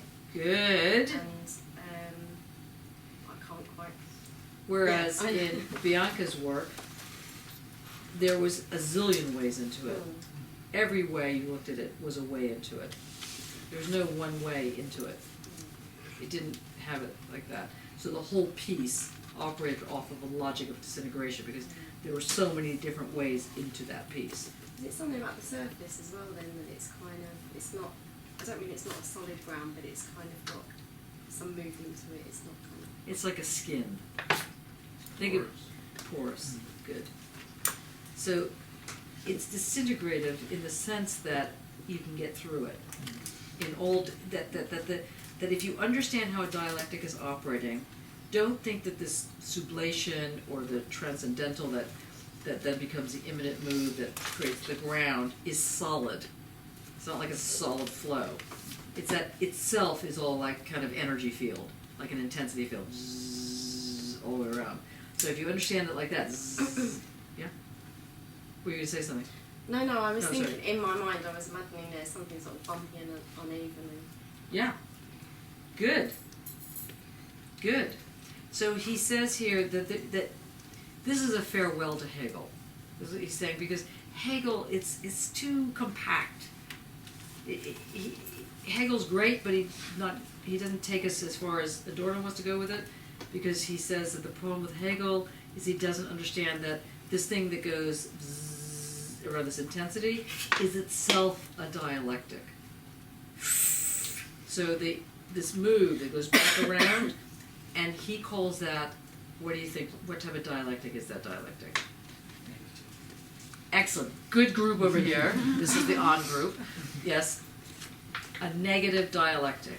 So negative dialectics isn't that there's some sort of inversion of dialectics. It's that this move that goes zzz, all right, this intensity, all right, is itself a dialectic. It's itself sublating and doing all these other crazy things in the movement that goes around. And so it always involves a logic of disintegration, which is wild, really, when you think about it. That's kind of like, you know, technicolor version of dialectics, because you have the Hegelian move that's just talking about transcendental synthetic move, and then you have Adorno going, I can do one better, I can do one better. It's negative dialectics, that move that takes you to this other moment. Now, does that make sense? Or maybe asking if it makes sense, and you can say yes. But what you need to get a sense, so he says here in the middle, in fact, dialectics is neither a pure method nor a reality in the naive sense of the word. It's got this energy, it's got this fire, it's got this ability to go zzz, and that's what makes it's sexual. That's the other thing about your work, it's very sexual. Obviously you know this. But the sexual, but who knows what the sexual is in the work, in a certain sense. Like, just because it might be a vagina or vagina dentata or whatever the thing is, that's not what makes it sexual. It just has this kind of zzz, sensuality going on, which the work out there did not have. And it was sort of this, it was almost like no sexualness to it. So he's going, the negative dialectic brings in this kind of energy that is sexual, is sensuous. And the sensuous is understood in this kind of odd energy field that he's calling, is itself also creating a surface, the surface of the negative dialectic. So it's the surface to the surface. So the surface itself is not just the expression of the dialectic, but that surface itself has energy to it. It has a thickness to it. I mean, think about it. Think about a surface that has a thickness. That's weird. Right? The surfaces shouldn't have anything, and yet it does. So he's saying this is why he can make a stand, or this is why he claims to make a stand politically about fighting against, for example, fascism and closure, because eventually this is available and it has to be harnessed. Questions so far? Well, I was thinking about the surface as being a place where the concept starts being itself, but also stops being itself. Yes, perfect. Yeah. So that's kind of why it has a thickness. Yes, excellent. Yeah. Excellent. Can you explain it to the rest? Went remarkably well. This next bit probably won't. Yeah, no, I was just thinking about the surface as being the place where where a concept starts being itself, but also stops being itself. Good.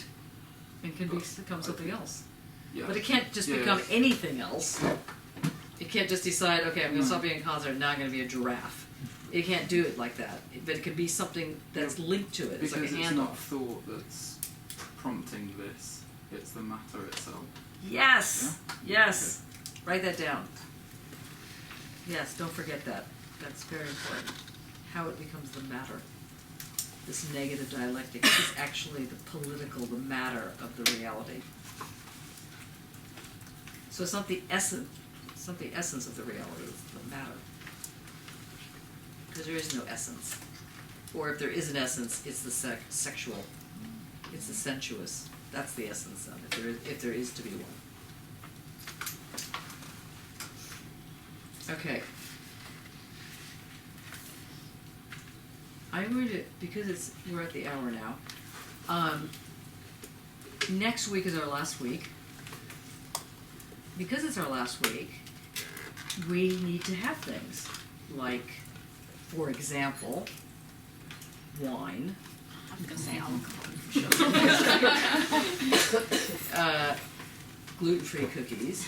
It's my birthday as well. It's your birthday? Very good. A birthday present. Birthday card. At least a card of some kind. I think maybe something with the teeth would be very helpful. You know, I mean, we are artists. We can give at least art in this thing. Organize it however you want. And since it's the last session of the year, and also kind of the last session of these kind of classes, let's really have some fun. Okay, so if you, we'll unfortunately be talking about Auschwitz, so little bit of a downer in the thing, because we always end up on that. It's just so difficult. But we'll figure it out so that we can get through it without being horrible. And I will have your book reviews done. I've been sick. That's my next excuse. Dog ate the homework, etc., etc. So I'm sorry about that, but you will get them back, and they are good. You did good. So, but that's not enough for you to know what you did. That was good.